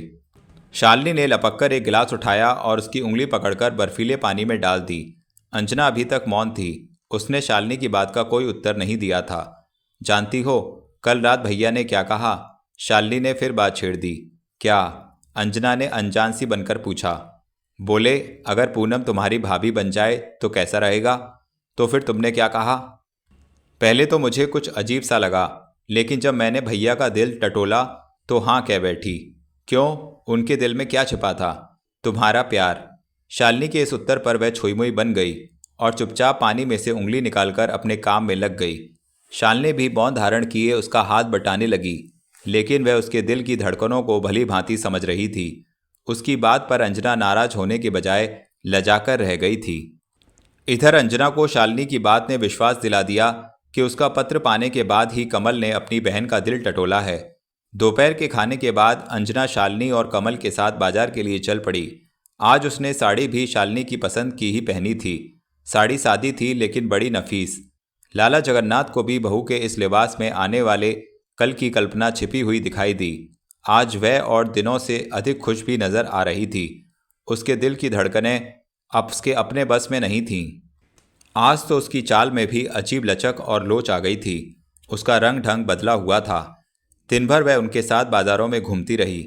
शालिनी जी भरकर शॉपिंग करती रही और उसके भैया बिल पर बिल चुकाते रहे। अंजना मौन बनी बहन भाई के सवाल जवाब सुनती रही। कमल हर कदम पर किसी न किसी बहाने अंजना की प्रशंसा कर देता और शालिनी जब उससे इशारे को समझ जाती तो वह झेप जाता। यह देखकर अंजना मन ही मन मुस्कुराने लगती। उसे अपनी आराधना पूरी होती दिखाई दे रही थी। एक दुकान पर जब वह शालिनी के लिए साड़ी पसंद कर रही थी तो शालिनी ने अंजना की पसंद की एक साड़ी पर हाथ रखते हुए कहा, मेरी बात मानो पूनम, यह साड़ी तुम ले लो, तुम्हारे रंग और बदन पर खूब खिलेगी। नहीं सालो, यह अवसर नहीं है। अवसर होता नहीं, बना लिया जाता है। यह दस्तूर है जमाने का। कमल ने झट से टोक दिया और गहरी निगाहों से उसकी ओर देखा। नहीं, आप तो सब जानते हैं, यही ना कि ऐसी चमकदार साड़ी पहनते ही तुम्हें इजाज़त नहीं। आप समझते हैं तो फिर क्यों कुरेदते हैं? इसलिए कि एक ना एक दिन तुम्हें यह बनावटी लिबास उतार कर अपनी पसंद का कपड़ा पहनना होगा। भैया ने ठीक कहा है। और फिर यह साड़ी तो भैया की ओर से तुम्हें एक भेंट के रूप में है। हाँ हाँ, मेरी ओर से एक तुच्छ भेंट। अच्छा, आपकी यह भेंट ले लूँगी। कब? समय आने पर। कमल ने जिद तो की, लेकिन अंजना ने उसे विवश कर दिया कि वह भेंट उस समय नहीं ले सकती। वह निराश हो गया। अधीर होते हुए बोला, वह समय बहुत दूर नहीं। लाज के मारे वह सहम गई और अपने दांतों से नाखून काटने लगी। शालिनी को व्यस्त देख और कमल के नयन बाणों से विहल होकर वह चुपके से खिसककर शोरूम के बाहर वाले दालान में चली गई। कमल ने जब बिल चुकाना चाहा तो शालिनी दुकानदार से दूसरे डिज़ाइन निकलवा बैठी। कमल काफ़ी देर से इस जनाना शॉपिंग से बोर हो रहा था, अतः धीरे धीरे चलता हुआ वहां आ पहुंचा जहां अंजना अकेली खड़ी सामने फैली हुई झील को देख रही थी। वह चुपचाप उसके पास आ खड़ा हुआ। अंजना सामीप्य के आभास से चौंक पड़ी। क्या देख रही हो? कुछ नहीं। शालू कहाँ है? उसी धुन में है, एक साड़ी का रंग बदलने की सोच रही है। वह चुप हो गई और इससे पहले कि वह अपने पत्र के बारे में कुछ पूछती, वह अपने चोर दिल से घबराने लगी। और फिर यूं ही बात करने के लिए उसने कह दिया, यह आपने अच्छा नहीं किया। क्या? मेरे बारे में शालू को सब कुछ बताकर? ओ, अरे वह तो मेरे हृदय की पीड़ा थी जो मैंने बता दी। तुम्हारे बारे में तो कुछ नहीं कहा मैंने। सच? हाँ पूनम, और अगर उसने अपनी यह वेदना नहीं कहता तो यह बात पिताजी तक कैसे पहुंचती? क्या वे मान जाएंगे? क्यों नहीं, इस समय तो उन्हें अपने बेटे की खुशी का ख्याल है, अपनी इज्जत का नहीं। ये सब कुछ जानते हुए भी कि ऐसी बहू को अपना लेंगे? अपनाना ही होगा पूनम, मैं जो तुम्हें अपना बना रहा हूँ। वह उसके और पास आ गया। अंजना ने उसकी आंखों में झांक कर देखा। अब उन आंखों में उसे अपनी ही स्नेह मूर्ति दिखाई दी। तुम्हारा संसार तो मुझे अपना लेगा, लेकिन यहाँ का क्या होगा? वह रुक रुक कर बोली। मैं समझा नहीं, यह बात बाबूजी तक कौन पहुँचाएगा? वे इसका विरोध भी तो कर सकते हैं। मुझे उन पर भरोसा है, वे तुम्हें बेटी समझकर कन्यादान देंगे। तभी शालिनी साड़ियों का पैकेट उठाए बाहर चली आई और उन्हें यूं एक दूसरे के समीप देखकर बोली, वाह भैया, तुम्हारा भी जवाब नहीं। मुझे अकेला छोड़ यहाँ चले आए। और क्या करता, यहाँ पूनम भी तो अकेली थी, और वहाँ सेल्समैन ने हिसाब में 10 रुपये अधिक लगा दिए थे। फिर क्या हुआ? मैंने फौरन भांप लिया और टोटल लगाते ही मैं उस पर बरस पड़ी। इसका मतलब है तुमने 10 रुपये का नोट बचा लिया? हाँ, तो चलो कहीं बैठकर चाय पिएं, बहुत थक चुके हैं। इस पर शालिनी और अंजना एक दूसरे की ओर देखने लगीं। अंजना ने घर जल्दी जाने की व्यग्रता दिखाई तो शालिनी ने इनकार कर दिया और उसे खींचते हुए सामने के रेस्तरां में ले गई। कमल ने बहन के हाथों से कुछ पैकेट लेकर स्वयं पकड़ लिए और उनके साथ हो लिया। अंजना कभी स्वप्न में भी नहीं सोच सकती थी कि कमल उस पत्र के बाद इतना निकट आ जाएगा। वह उसके दिल के दर्द को इस हद तक बांट लेगा। वह उसकी परेशानियों को इतनी आसानी से अपना लेगा। उसे अब अपने आप पर, अपनी जिंदगी पर भरोसा होने लगा। उसमें बड़ी से बड़ी कठिनाई का सामना करने का साहस आ गया। तीनों जब रेस्तरां के बाहर भाग में बैठे चाय पी रहे थे तो एक शाल दुशाले बेचने वाले उनका निकट आया और उन्हें बार बार देखने के लिए मजबूर करने लगा। ना जाने क्या सोचकर अंजना ने एक स्लेटी रंग के दुशाले को दिखाते हुए पूछा, कितने का है? 300 रुपये मेम साहब। बहुत ज़्यादा है। माल भी तो ऐसा है मेम साहब, ले लीजिए, असली पश्मीने का है। क्या करोगी? शालिनी ने प्रश्न किया। यूं ही सोचा बाबूजी के लिए ले लूं। ठीक है। कमल ने कपड़े को उंगलियों से परखते हुए देखा। आपको पसंद है? अंजना ने पूछा। क्यों नहीं, और बाबूजी यह देखकर तो फूले नहीं समाएंगे कि उनकी बहू कितना ख्याल रखती है उनका। शालिनी की यह बात अंजना के दिल पर आ लगी। क्षणभर के लिए उसने सोचा और फिर वह दुशाला खरीद लिया। आज जीवन में पहली बार उसने बाबूजी के लिए कुछ खरीदा था। उसने जब कनखियों से बहन भाई की ओर देखा, उसके चेहरे पर एक लाली दौड़ गई। अध्याय 17। संध्या अपना मुंह छुपा रही थी और अंधकार का आवरण धीरे धीरे नैनीताल की पहाड़ियों को अपने आंचल में समेटता जा रहा था। चारों ओर स्तब्धता का राज्य छाया हुआ था। अंजना जब घर लौटी तो उसे डर लग रहा था। उसे आने में काफ़ी देर हो चुकी थी। बाबूजी घर में अकेले बैठे बैठे उकता चुके होंगे और उसकी वापसी की प्रतीक्षा कर रहे होंगे। यह सोचकर उसका कलेजा धड़कने लगा। वह दबे कदमों से अंदर पहुंची। बड़े हॉल की मध्यम रोशनी में वह ज्यों ही सीढ़ियों की ओर बढ़ी, बाबूजी की आवाज़ ने उसे चौंका दिया। कौन? उसने पलटकर हॉल के कोने में देखा, जहां वे आराम कुर्सी पर बैठे थे। आज वे अपने कमरे में नहीं गए थे। अंजना ने भड़कर छत की बड़ी बिजली जला दी और उनके निकट आते हुए बोली, आप अभी तक सोए नहीं? नहीं, घर की रखवाली भी तो करनी थी। रमिया कहाँ है? राजीव को सुला रही है। और माली? शाम को ही गांव चला गया छुट्टी पर। क्यों? उसकी भावज घर से भाग गई है। घर वालों ने उसे बुलवाया है। उनके मुंह से यह बात सुनते ही वह झेंप गई। हाथ के पैकेट को उसी तरह थामे वह उनके शयन कक्ष में चली गई और पैकेट को एक ओर रखकर उनका बिस्तरा ठीक करने लगी। लाला जगन्नाथ अपनी कमज़ोर टांगों से धीरे धीरे चलते हुए बहू के निकट आए और जब बिस्तर ठीक हो गया तो उस पर बैठ गए। बहू ने सावधानी से उनकी टांगों को लिहाफ से ढक दिया और बोली, खाना खा लिया आपने? नहीं, भूखी नहीं लगी? तो मैं बना लाती हूँ, थोड़ा सा खा लीजिए। नहीं बहू, आज कुछ अपच हो गया है। बैठे बैठे हाजमा बिगड़ गया है। मेरी बात मानिए, कुछ दिन के लिए आबो हवा बदलने कहीं चले जाइए। डॉक्टर का कहना है यहाँ का पानी आपके लिए अच्छा नहीं। वे तो कुछ ना कुछ कहते ही रहते हैं। लोग मैदान छोड़कर पहाड़ों में सेहत बनाने आते हैं और मुझे यहाँ से चले जाने के लिए कहते हैं। इतने में अंजना ने पैकेट खोला और वह दुशाला फैलाकर उनके सामने रख दिया। वह शंकित हो पहले तो उस दुशाले और फिर बहू की ओर देखने लगे। यह क्या है? आपके लिए। पहले वाला बहुत पुराना और बेकार हो चुका है। पुरानी चीज़ों को यूँ छोड़ना अच्छा नहीं। नहीं बाबूजी, जब तक हम उन्हें छोड़ेंगे नहीं, नई कैसे अपनाएंगे? आज बहू की बातों में अनोखापन था। बाबूजी यह देखकर चुप हो गए। उन्होंने उंगलियों से उस पश्मीने के रोए को टटोला और फिर बहू की ओर देखकर बोले, कितना ख्याल रहता है तुम्हें हमारा। मुझे ना हो तो कौन करेगा यह सब कुछ? उसने यह कहते हुए दुशाला लपेटा और बाबूजी के तकिए पर रख दिया। तभी उसकी नज़रें सिरहाने की मेज पर रखी उस एस्ट्रे पर पड़ी जिसमें सिगरेट के कई अधजले टुकड़े पड़े थे। जब उसने वह एस्ट्रे उठाई तो बाबूजी बोले, रमिया को साफ करने के लिए दी थी, पगली यहीं रखकर चली गई। कोई आया था क्या? हाँ, बनवारी, तुम्हारी आंटी का रिश्तेदार। बनवारी का नाम सुनते ही उसके चेहरे की लाली अकस्मात पीलिका में बदल गई। आंखों की चमक मध्यम पड़ गई। उसके मन की दशा लाला जगन्नाथ ने भांप ली। बनवारी का नाम सुनते ही जैसे बिच्छू ने डंक मार दिया। उसने दबी आवाज में पूछा, क्या कहने आया था? हरिद्वार की जमीन का सौदा पक्का कराया है। बकाया रकम चाहता है ताकि जमीन की रजिस्ट्री हो जाए। आपने क्या कहा? फिलहाल टाल दिया, सोचा जल्दबाजी अच्छी नहीं है। वह चुप हो गई और एस्ट्रे लेकर खिड़की तक चली गई। राख और सिगरेट के टुकड़े बाहर फेंक दिए। उसे साफ करके फिर से मेज पर रख दिया। अंजना के गंभीर मुंह की ओर देखते हुए उन्होंने पुनः कहा, मुझे यह आदमी पसंद नहीं आया। कोई 420 लगता है। आपने ठीक समझा है। वह आपसे उस दिन भी कहना चाहती थी, बनवारी अच्छा आदमी नहीं है। मुझे तो डर है कि कहीं वह 5,000 की रकम हजम ना कर जाए। वह चुप रही, कोई जवाब ही नहीं बना उससे। क्या नाता है तुम्हारा उसका? कुछ भी नहीं। वह ज़बरदस्ती हमारा रिश्तेदार बनना चाहता है। उससे तुम्हारी जान पहचान कहाँ हुई? बाबूजी के इस प्रश्न से उसके चेहरे पर हवाइयाँ उड़ने लगीं। उसकी रगों में दौड़ता हुआ खून जैसे एकदम पानी बनकर बदन से फूट पड़ा और वह बहकी बहकी निगाहों से ससुर का सामना करते हुए बोली, बरसों पहले उसने मुझसे विवाह करना चाहा था। तब मेरे घर वालों ने इनकार कर दिया था। क्यों? उसका चाल चलन और आवारगी देखकर। अंजना ने भावुकता से परास्त होकर दिल की बात कह दी और फिर जल्दी से दीवार में लगी अलमारी की ओर बढ़ी और उनके लिए दवा की शीशी निकालने लगी। वे चुपचाप बैठे उसे निहारते रहे।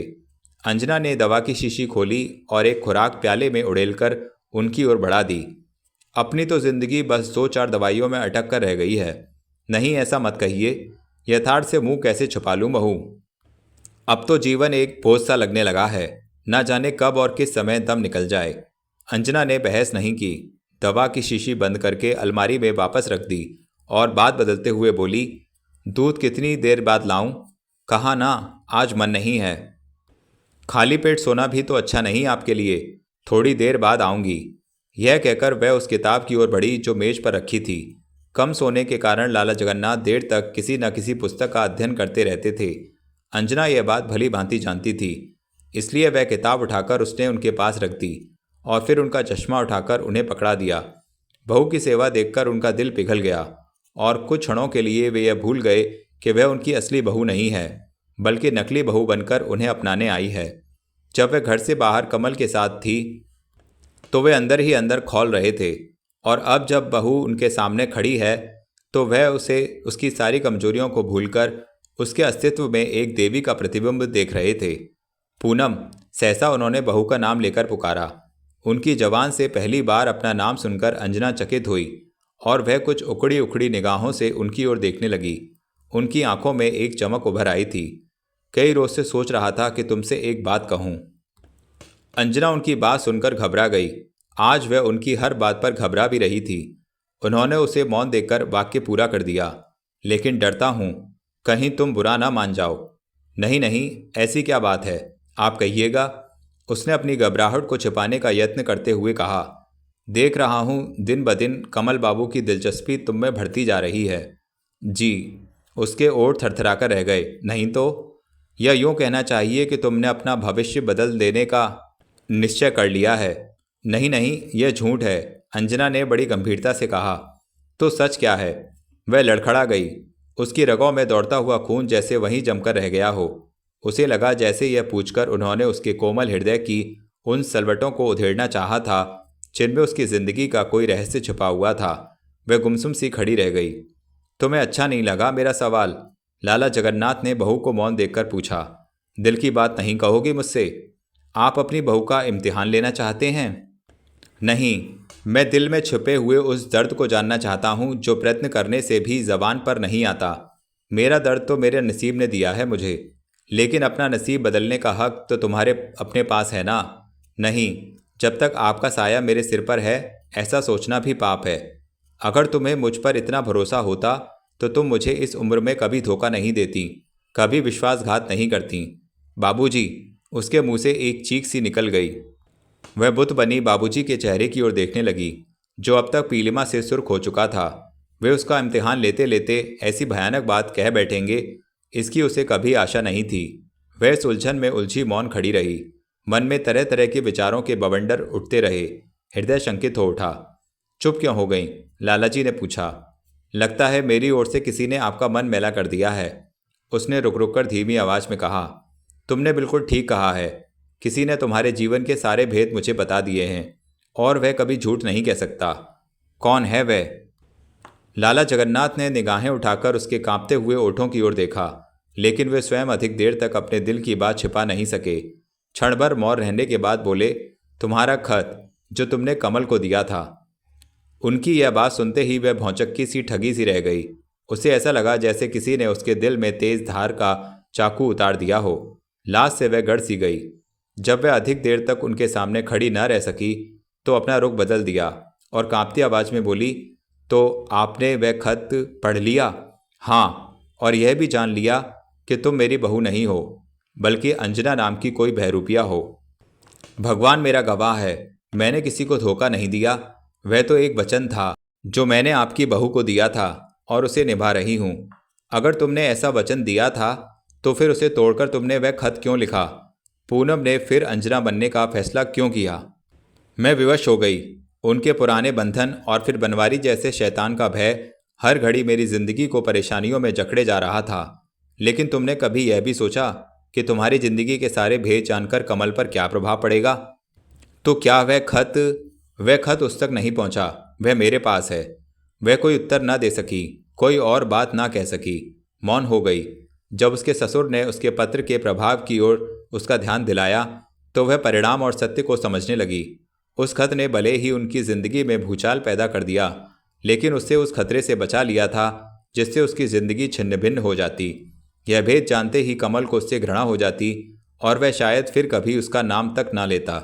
बाबूजी की जबान की बर्छियों का वार वह अधिक देर सहन ना कर सकी।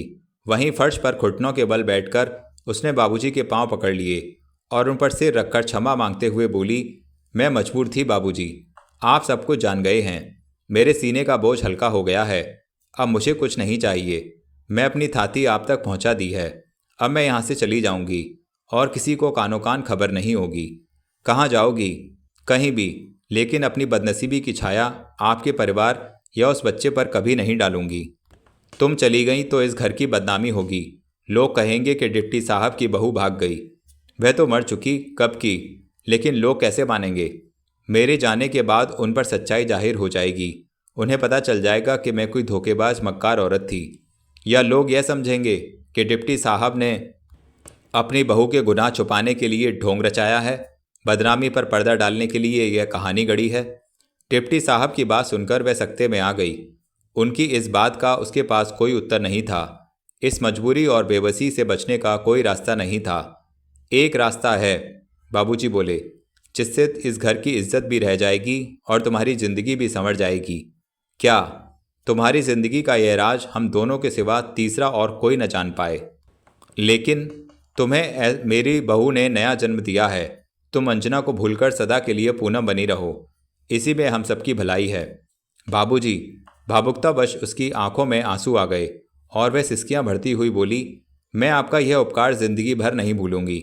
मैं वचन देती हूँ कि आपके नाम को बट्टा कभी नहीं लगने दूंगी। मैं आपके बेटे की बहू बनकर अपनी पूरी जिंदगी आपके चड्डों में बिता दूंगी। राजीव को माँ का पूरा पूरा प्यार दूंगी। अंजना आज से मर गई। मैं पूनम हूँ, आपकी अभागी बहू, आपके चरणों की धूल। यह कहते कहते उसकी घिग्गी बंध गई। वह और अधिक कुछ न कह सकी। उसे यूं लगा जैसे उसका जीवन लहरों के रेले में बहती हुई एक नौका था और आज उसे एक पतवार मिल गई। उसमें जीने की एक नई हिम्मत आ गई। उसके दिल की धड़कनों में छिपा भय सहसा निकल गया। वह एक मचलती हुई लहर की तरह उठी और कमरे से बाहर चली गई। लाला जगन्नाथ, जो अपनी जगह तकिए का सहारा लिए ज्यों के त्यों बैठे थे, उसके मन की दशा जानकर चिंतित हो उठे। अंजना जल्दी से सीढ़ियां पार करके अपने कमरे में पहुंची। इस समय वह अपने आप में नहीं थी। उसने राजीव की भी परवाह नहीं की, जो रमिया के साथ रसोई घर में बैठा खेल रहा था।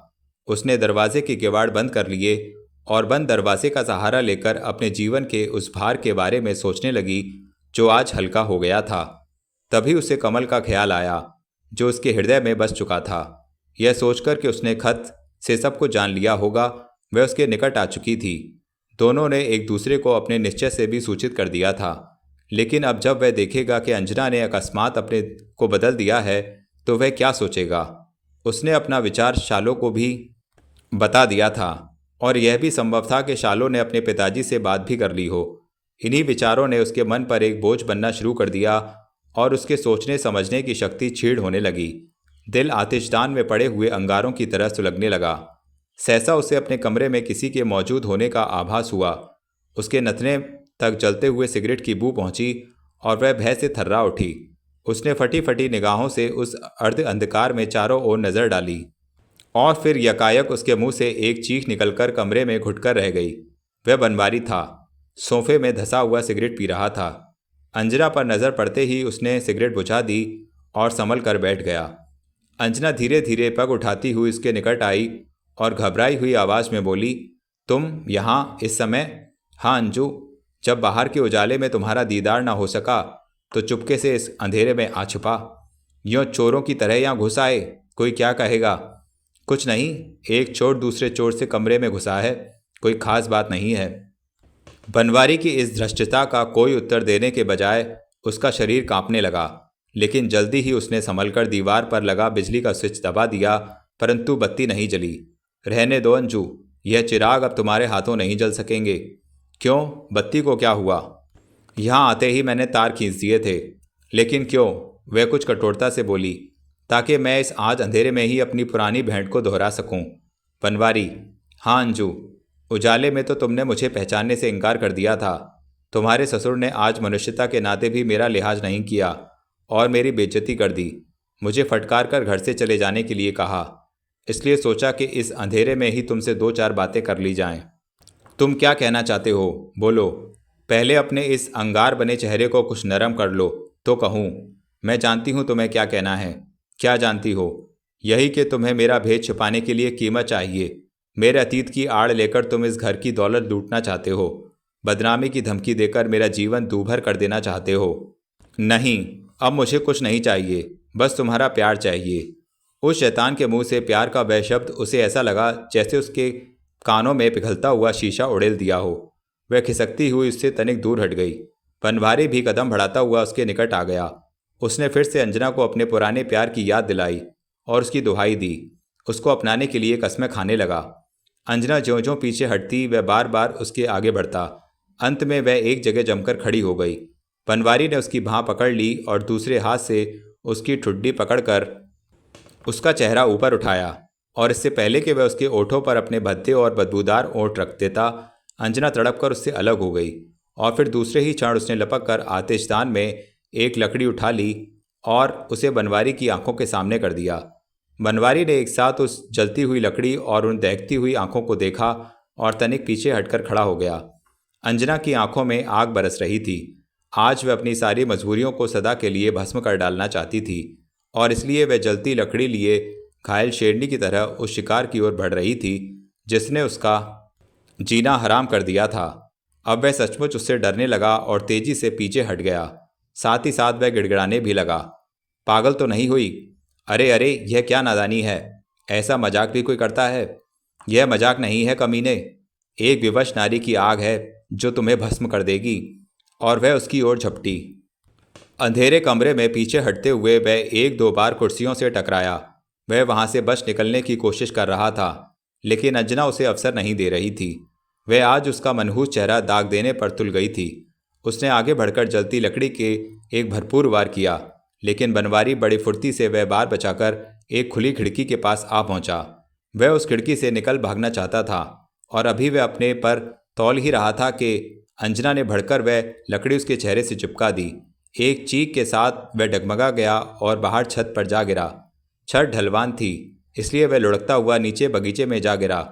उसके गिरने से धमाका हुआ और साथ ही बगीचे में खुले कुत्तों ने भौंकना शुरू कर दिया। कोठी के नौकर बाहर आ गए। शोर सुनकर डिप्टी साहब भी अपनी बंदूक लिए निकले और फिर बहू के कमरे की ओर बढ़ गए। अंजना उन आवाज़ों को सुनकर दहल गई। उसने दूर बगीचे में अंधेरे में बनवारी को भागते देखा, जो झील की ओर गुम हो गया। कुत्ते दूर तक उसका पीछा करते चले गए। उसने हाथ में पकड़ी हुई लकड़ी को झट से आतिशदान में फेंक दिया और दरवाज़ा खोल दिया। जब बाबूजी उसके कमरे में पहुंचे तो वह बुद्ध बनी खड़ी थी। उन्होंने जब बत्ती जलानी चाही तो वह जली नहीं। रमिया और घर के दूसरे नौकर भी बाबूजी के पीछे पीछे वहां चले आए। क्या हुआ बहू? लाला जगन्नाथ में हाथ में ली हुई बंदूक का सहारा लेते हुए प्रश्न किया। वह चुप रही। घर के नौकरों के सामने वह कुछ बोल न सकी। मालिक का इशारा पाते ही सारे नौकर कमरे से बाहर चले गए। लालाजी ने रमिया से लैंप लाने के लिए कहा और वह धीरे धीरे चलते हुए बहू के निकट आ गए। अंजना का चेहरा पीला पड़ गया था। क्यों बहू, कौन था? बनवारी। उसके कांपते ओठों से बस इतना ही निकला। ओ, उस कमीने की यह मजाल। खैर घबराओ नहीं, मैं देख लूँगा उसे। तुम सब खिड़कियों के दरवाजे बंद कर लो, मैं अभी पुलिस को खबर करता हूँ। नहीं बाबूजी, ऐसे आदमी के मुंह लगना अच्छा नहीं, कहीं वह हमारे घराने की बदनामी का कारण ना बन जाए। लालाजी ने एक उचटती नज़र बहू पर डाली और चुपचाप लौट गए। इतने में रमिया मिट्टी के तेल का लैंप अंदर से लाई और उसे पलंग के बराबर वाली मेज पर रख दिया। धुंधली रोशनी कमरे में फैल गई। अंजना ने देखा रमिया पास खड़ी उसे बड़े ध्यान से देख रही थी। निगाहें टकराते ही वह झेंप कर बोली, ये खिड़कियां बंद कर दूं बहू रानी? क्यों, कहीं वह पाजी फिर ना आ जाए। कौन? आपका रिश्तेदार बनवारी। अंजना ने देखा वह नाम लेते समय उसके अधरों पर एक व्यंग्यात्मक मुस्कान उभर आई। उसने मालकिन की ओर ऐसी नज़रों से देखा जैसे बहू उसकी घनिष्ठ सहेली हो और पलटकर बाहर जाने लगी। रमिया, वह रुक गई। राजीव कहाँ है? बाबूजी के पास। उसे यहाँ ले आओ। अच्छा। रमिया चली गई और कमरे से फिर पहले जैसी स्तब्धता छा गई। दूर से अभी तक कुत्तों के भौंकने की आवाज़ आ रही थी। अध्याय 18। शबनम ने ज्यों ही स्प्रिट से भरी हुई रुई से बनवारी के चेहरे को छुआ, वह दर्द से बिलबिला उठा। वह उसकी उस बच्चों वाली हरकत पर मुस्कुरा पड़ी और बोली, जवाब नहीं है वार करने वाली का, चेहरा ही दाग दिया। चेहरे का यह दाग तो मिट जाएगा शिब्बू, लेकिन दिल का दाग मिटने वाला नहीं है। दया आती है बनवारी तुम पर। जिंदगी भर जमाना डरता रहा तुमसे और अब तुम डर गए उस मामूली सी लड़की से। लालत है तुम्हारे जीवन पर। शिब्बू वह क्रोध से तिलमिला उठा। मेरी इज्जत को मत ललकारो, नहीं तो मैं कुछ कर बैठूंगा। क्या कर लोगे? ज़्यादा से ज़्यादा बेचारी का खून कर दोगे, और क्या? हाँ शायद, अब मुझे यही करना पड़ेगा। जब जुआरी हार जाता है तो वह ऐसी ही बातें करने लगता है। बकवास बंद करो। लो चुप हो गई, बस। शबनम ने अपने ओठों पर उंगली रख ली और वहां से जाने के लिए उठी। बनवारी ने बढ़कर उसका हाथ पकड़ लिया और खींचकर अपनी गोद में गिरा लिया। वह एक मछली की तरह तड़पी, लेकिन बनवारी की बाहों की जकड़ से निकल ना सकी। क्यों, नाराज हो गई क्या? बनवारी ने बड़े प्यार से पूछा। तुमसे नाराज होकर जान आफत में डालनी है? बनवारी ने उसके गाल में दांत धंसा दिए। वह चिल्ला उठी और कसकर बनवारी के मुंह पर तमाचा जड़ दिया। बनवारी चाटा खाकर हंस पड़ा, बोला, अरे तेरी इन्हीं अदाओं ने तो मुझे अपना कैदी बना रखा है। तो तुम हिलाते हुए अपनी दुम उस अंजू के पास गालियां खाने क्यों चले जाते हो? मुझे यहाँ दोबारा क्यों बुलाया है? इन्हीं गालियों में तो मज़ा आता है शिब्बू, एक ऐसा मज़ा जिसका अनुमान तुम नहीं लगा सकती जाने मन। जिस दौलत के सपने तुम देख रहे हो बनवारी, वह तुम्हारे हाथ लगने की नहीं। क्यों? इसलिए कि वह अंजना के हाथ में है। मैं भी तो इसी चिंता में हूं कि कुछ बांट लूं। प्यार से चाहो तो औरत सब कुछ मर्द के हवाले कर सकती है, लेकिन वह तुमसे नफरत करती है, तुम्हें एक फूटी कौड़ी भी नहीं देगी। तो मैं अपना हिस्सा नफरत से ही ले लूंगा, उसने कठोर स्वर में कहा और उठकर सामने की अलमारी से शराब की बोतल निकाल ली। इससे पहले कि वह पलटता, शबनम खाली गिलास लिए उसके सामने आ गई। बनवारी ने देखा आज वह एक ही गिलास लिए खड़ी थी। शबनम ने वह गिलास मेज पर रखा और शराबी आंखों से बनवारी की ओर देखने लगी। बनवारी मुस्कुराता हुआ बोला, क्या इरादा है? इरादा नेक नहीं है। तो लाओ दूसरा गिलास। बनवारी ने अपना गिलास भरते हुए कहा, आज पीने का मूड नहीं है। तुम तो जानते ही हो मैं किसी का दुख नहीं बांटती। कौन कहता है कि मैं दुखी हूं? सुखी भी तो नजर नहीं आते। मेरी वेदनाओं से खेलना तूने किससे सीखा है? तुम्हारी चाल ने सब सिखा दिया। बनवारी ने भरा हुआ गिलास उसकी ओर बढ़ाया, लेकिन उसने इनकार कर दिया। बनवारी ने जबरदस्ती गिलास उसके मुंह से लगा दिया। वह लड़खड़ाई और गिलास ओठों से अलग करने का प्रयास किया। बनवारी ने उसे बालों से पकड़ लिया और जबरदस्ती उसके हलक में शराब उड़ेलने लगा। वह तिलमिलाई, हड़बड़ाई और इसी हड़बड़ाहट में उसे खांसी आ गई।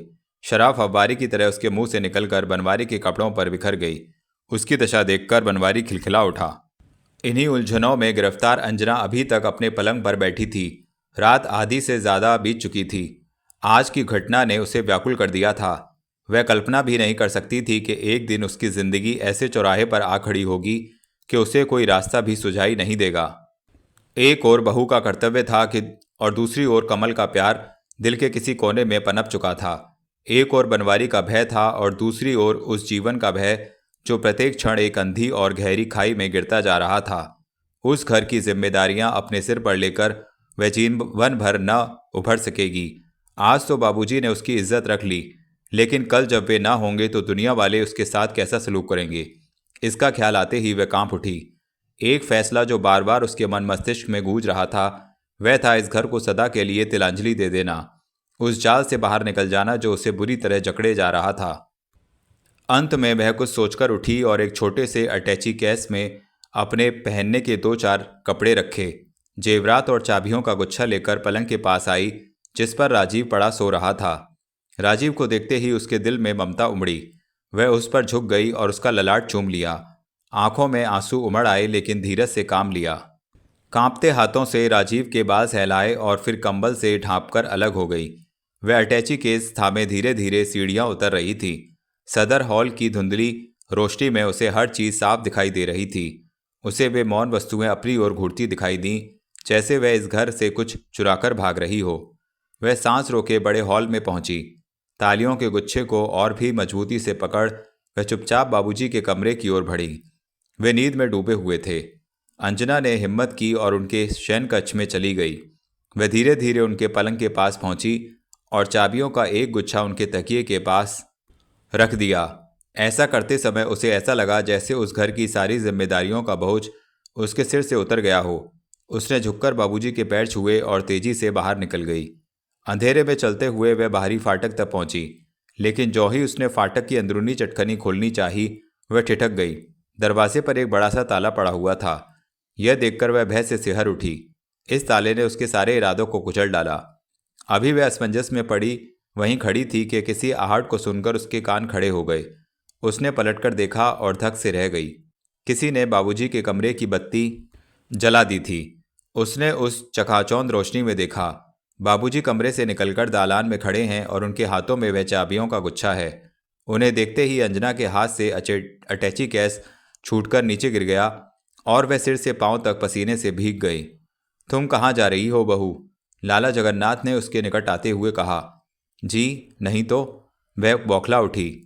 तो इतनी रात गए चाबियों का ये गुच्छा मेरे कमरे में क्यों छोड़ आई थीं? ताकि अब आपको मेरे लिए अधिक व्याकुल ना होना पड़े। मैं तो कभी व्याकुल नहीं था तुम्हारे लिए। यह तो तुम्हारे मन की हलचल है जो तुम्हें शांति से नहीं रहने देती। कुछ समझ में नहीं आता कि क्या करूं। वह रुआसी हो उठी। वही करो जो हम दोनों ने मिलकर तय कर लिया है। बाबूजी की बात सुनकर एक बार वह फिर चौंक गई और उनकी ओर प्रश्न सूचक दृष्टि से देखने लगी। हाँ, तुम्हें पूनम बनकर रहना होगा इस संसार में। अंजना की स्मृति को भी दिल से निकाल फेंकना होगा। यह कैसे संभव हो सकता है बाबूजी? जिंदगी के इतने लंबे अरसे को कैसे भुला दूं? हर असंभव बात संभव हो सकती है। कल क्या था इसे भूल जाओ। जो कल आ रहा है वह मेरे सुपुर्द कर दो। अंजना ने उनकी यह विचित्र और अनोखी बात सुनी और उनके चेहरे की ओर ताकने लगी, जो आज व्याकुल नहीं था। उनके अधरों पर आशा से भरी एक मुस्कान नाच रही थी। वे अंजना की इस हरकत से रुष्ट नहीं थे, जैसे वे उसकी मानसिक दशा उससे अधिक समझते हों। वे कुछ देर उसकी पथराई और गूंगी नज़रों को निहारते रहे और फिर बोले, क्या सोच रही हो बहू? कल जब तुम्हें सहारा चाहिए था तो इसे अपना घर समझ लिया, और आज जब इस घर को एक बहू की ज़रूरत है तो तुम घबरा रही हो। बाबूजी के शब्द उसके दिल में उतर गए। वह तड़प उठी और उसकी आंखों में आंसू आ गए। उसने झुककर अपना अटैची केस उठाया और थकी हारी सी अंदर की ओर जाने लगी। लाला जगन्नाथ ने उसे रोका और चाबियों का वह गुच्छा उसकी हथेली पर रखते हुए कहा, वादा करो कि अपनी जिम्मेदारियों को अपनाओगी और कभी उनसे मुंह नहीं मोड़ोगी। अंजना ने भीगी पलकों से वचन दिया। उसके थरथराते ओठ और भी न जाने क्या कहना चाहते थे, लेकिन जबान न खुल सकी। लाला जगन्नाथ उस समय तक अपनी जगह पर खड़े रहे जब तक वह अपने कमरे में नहीं पहुंच गई। अब अंजना के जीवन में एक विशेष परिवर्तन आ गया। उसने बाबूजी के कहने के अनुसार अपनी जिंदगी ढालनी शुरू कर दी। कल तक वह अपने लिए जी रही थी और अब उसने डिप्टी साहब के घराने के लिए जीना शुरू कर दिया। वह सचमुच अंजना को भूलकर पूनम बनने की कोशिश करने लगी। वह दिन रात बाबूजी की सेवा करती, घर की देखभाल करती और राजीव की मुस्कुराहट के लिए नौछावर हो जाती। इसी बीच दो एक बार कमल आया भी, लेकिन उसने उसका सामना नहीं किया। कमल ने उससे मिलने का यत्न भी किया, लेकिन वह टाल गई। वह उससे दूर हो जाना चाहती थी। लाला जगन्नाथ उसमें आए हुए परिवर्तन को बड़े ध्यान से परख रहे थे। शायद यह औरत की सबसे बड़ी अग्नि परीक्षा थी, जब वह अपने हृदय और कर्तव्य के दोराहे पर खड़ी होकर किधर जाए और किधर ना जाए का फैसला करती है। आज भी जब वह सुबह का नाश्ता लेकर बाबूजी के कमरे में आई तो वे सुबह की डाक देख रहे थे। बहू को देखते ही कह उठे, लो शेखर की माँ का खत, 1 हफ्ते की और मोहलत मांगी है। तो क्या हुआ, मन लग गया होगा। रहने दीजिए ना, घर से निकलना आसान भी तो नहीं है। इसका डर नहीं मुझे, डर तो दूसरी बात का है। किस बात का? कहीं उसने वहीं आश्रम बनाकर संन्यास ले लिया तो मेरा क्या होगा? तो आप भी संन्यास ले लीजिएगा। इस आवाज़ ने दोनों को चौंका दिया। सामने दरवाजे में कमल खड़ा था, जिसने उनकी बातें सुन ली थीं और अपनी राय से अवगत करा दिया। अंजना झेप गई और बाबूजी के लिए चाय बनाने लगी। कमल ने डिप्टी साहब के स्वागत का उत्तर देते हुए कहा, आंटी के बिना आप उदास हो गए हैं। क्या करूं, अर्धांगिनी जो ठहरी। अंजना ने चाय का प्याला बाबूजी के सामने रखा और उनके लिए अंडा छीलने लगी। कमल उसकी निष्ठुरता देखते हुए बोला, 1 प्याला चाय हम भी पिएंगे। अंजना ने अंडे को वहीं छोड़ दिया और उसके लिए चाय का पानी रखने लगी। कहो, कैसे हैं तुम्हारे डैडी? बिल्कुल मतलब परस्त हो गया है अब हमारा दोस्त। महीनों खत तक लिखने की फुर्सत नहीं मिलती उसे। उन्हीं की खबर लेकर आया था। कुशल तो है? सब कुशल है, बस अपनी शामत आ गई। क्यों, वे अगले हफ्ते यहाँ आ रहे हैं। वाह, बाप की आमद को शामत कहते हो? उनकी आमद को नहीं, उनके इरादों को। मुझे तो अभी से डर लग रहा है। तो इसलिए वे कहीं तुम्हें शादी ब्याह के बंधन में ना जकड़ दें। उसने इसका कोई उत्तर नहीं दिया, क्योंकि अंजना उसके पास ही चाय का प्याला लिए आ खड़ी हुई। उसने पलटकर उस झेपी हुई मूरत को देखा और प्याला उसके हाथ से ले लिया। तबीयत तो ठीक है आपकी बहू की? उसने लालाजी से प्रश्न किया। क्यों, पहले कभी इतना गंभीर नहीं देखा। तुम्हें देखते ही गंभीर हो गई है, अकेले जो आए हो। बाबूजी की इस बात पर दोनों चौंक पड़े। इसकी हमजौली शालो जी यहाँ नहीं आई। उन्होंने बात पूरी कर दी। कमल इस पर मुस्कुरा पड़ा और चाय के हल्के हल्के घूंट भरने लगा। इतने में अंजना ने अंडा छील दिया, नमक और काली मिर्च की शीशियों के साथ तश्तरी में सजाकर रख दिया और इससे पहले कि कमल कोई और बात करता, वह बाबूजी के मैले कपड़े उठाकर कमरे से बाहर चली गई। बहू ने आकर तो मेरे घर को स्वर्ग बना दिया है कमल। अपना अपना भाग्य, इसलिए तो कहता हूँ बेटा, अपना भाग्य बदल लो, शादी कर लो। हाँ चाचा जी, आप ठीक कहते हैं। मैं भी सोचता हूँ कि अपना भाग्य बदल डालूं और घर वालों की इच्छा पूरी कर दूं। इससे अच्छी बात और क्या होगी। कोई लड़की पसंद आई? कौन है? कहते हुए डर लगता है। मुझसे डरता तो तू अपने डैडी से है। मैं तो तुम्हारा चाचा होने के साथ साथ दोस्त भी हूँ। तो कह दूँ चाचा जी? हाँ हाँ कह दो, बिना झिझक। मुझसे नहीं कहोगे तो क्या अपने बाप से कहोगे? हाँ तो बताओ, कौन है वह लक्ष्मी? आपकी बहू, वह थरथराकर बोला। कमल, लालाजी चिल्लाकर रह गए। उन्हें लगा कि इस समय उनकी बहू कमरे के बाहर खड़ी है। हाँ चाचा जी, याद है, एक दिन आपने खुद ही अपने दिल की बात कही थी मुझसे। आपने कहा था कि आप उसका दूसरा ब्याह करना चाहते हैं, लेकिन मैंने कुछ कहते कहते वे रुक गए। क्या आप नहीं चाहते कि यह देवी सदा के लिए आपकी बहू बनी रहे, आपकी नज़रों के सामने रहे, आपके राजीव के सिर पर छाया बनी रहे? लालाजी ने ध्यान से कमल की ओर देखा। कमल की आंखों में प्यार उमड़ आया था। दिल में छुपे हुए प्यार के मोती अपलकों में आ टिके थे। भावुकता की धारा में बहकर उसने अपने दिल का भेद उनसे खोल दिया था। तुम्हारे डैडी इस रिश्ते को स्वीकार करेंगे? उन्हें मनाना तो आपका काम है। और बहू को? वह चुप हो गया। बाबूजी के इस प्रश्न का उसके पास कोई उत्तर नहीं था। उसे मौन देखकर उन्होंने फिर अपना प्रश्न दोहराया। कमल ने रुकते रुकते केवल इतना ही कहा, मुझे तो विश्वास है कि वह इनकार नहीं करेगी। कुछ देर बाद जब कमल बाबूजी के कमरे से निकलकर कोठी के सदर फाटक की ओर बढ़ रहा था तो सहसा उसके कदम रुक गए। बागीचे की ओर लकड़ी के एक टाल तले अंजना अकेली बैठी कुछ सोच रही थी। कमल कुछ क्षण छिटक कर देखता रहा और फिर धीरे धीरे उसके निकट चला आया। वह अपनी चिंता में मग्न दूसरी ओर मुंह किए झील का पानी निहार रही थी। कमल भी चुपके से उसके निकट खड़ा हो गया और झील की ओर देखने लगा, जिसके किनारे स्कूल के कुछ बच्चे पतंग उड़ा रहे थे। अंजना उन बच्चों की ओर देख रही थी जो नीले आसमान में डोर को ढील देते हुए एक दूसरे की पतंग काटने में मस्त थे। अचानक एक पतंग कटी और हवा में बल खाती हुई उनके बगीचे में आ गिरी। उस पतंग को देखकर वह उठी, लेकिन किसी को अपने पास पाकर वह कंपित अधरों से बोल पड़ी, आप यहाँ बैठी क्या सोच रही हो? सोच रही हूँ मेरी जिंदगी भी इस कटी पतंग से कितनी मिलती जुलती है। वह कैसे? डोर से कट जाने के बाद अपने साथियों से बिछुड़ जो गई, या अपने देवता से मिलने के लिए उसने उन सबका साथ छोड़ दिया और आज़ाद हो गई। लेकिन हवा के तेज झोंकों का कब तक सामना कर सकेगी? वह इसके टुकड़े टुकड़े कर देगी। इससे पहले ही कोई उसे उचक लेगा।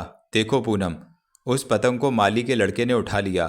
वह उसके लिए नई डोर लाएगा और उसे फिर से आकाश में पहुंचाएगा। अंजना ने निगाहें उठाकर उस पतंग की ओर देखा जिसे माली के लड़के ने थाम लिया था और उसे लिए जंगल की ओर भाग रहा था ताकि और लड़कों की निगाह ना पड़ जाए। लड़का जब नज़रों से ओझल हो गया तो अंजना ने निगाहें फेर लीं। जानती हो पूनम, आज मैंने बाबूजी से दिल की बात कह दी है। क्या? उस माली के बेटे की तरह मैं भी तुम्हें नई डोर से बांधूंगा, एक नया जीवन दूंगा अपना कर। कमल, वह बस इतना ही बोल सकी। और उन्होंने मेरी बात मानने का वचन भी दिया है। ऐसा कभी नहीं हो सकता। ऐसा ही है पूनम। जानती हो मैंने क्या कहा जब उन्होंने मुझसे पूछा कि क्या पूनम मानेगी? क्या? मुझे विश्वास है कि वह इनकार नहीं करेगी। कमल की इस बात पर उसे विश्वास नहीं आया और मुड़कर वह अंदर जाने लगी। पूनम, वह कमल की पुकार पर ठिठक गई। उसके कान उसकी बात सुनने के लिए चौकन्ने हो गए। वचन दो कि तुम कभी इनकार नहीं करोगी। मेरी जिंदगी का फैसला बाबूजी के हाथ में है। वे तो कर चुके। क्या? तुम्हारी दूसरी शादी। इस वाक्य ने उसका दिल चीर कर रख दिया। वह दूसरी शादी के नाम से करा उठी। उसने एक गहरी नज़र कमल पर डाली और बिना कुछ कहे वहां से चली गई। तो दोस्तों, इस प्रकार कटी पतंग उपन्यास का तीसरा भाग समाप्त हुआ। आशा करता हूँ आपको यह कहानी अवश्य पसंद आई होगी। तो यदि आपने चैनल सब्सक्राइब नहीं किया है तो चैनल सब्सक्राइब कर लीजिए और वीडियो को लाइक कीजिए, शेयर कीजिए, कमेंट में हमें बताइए। धन्यवाद।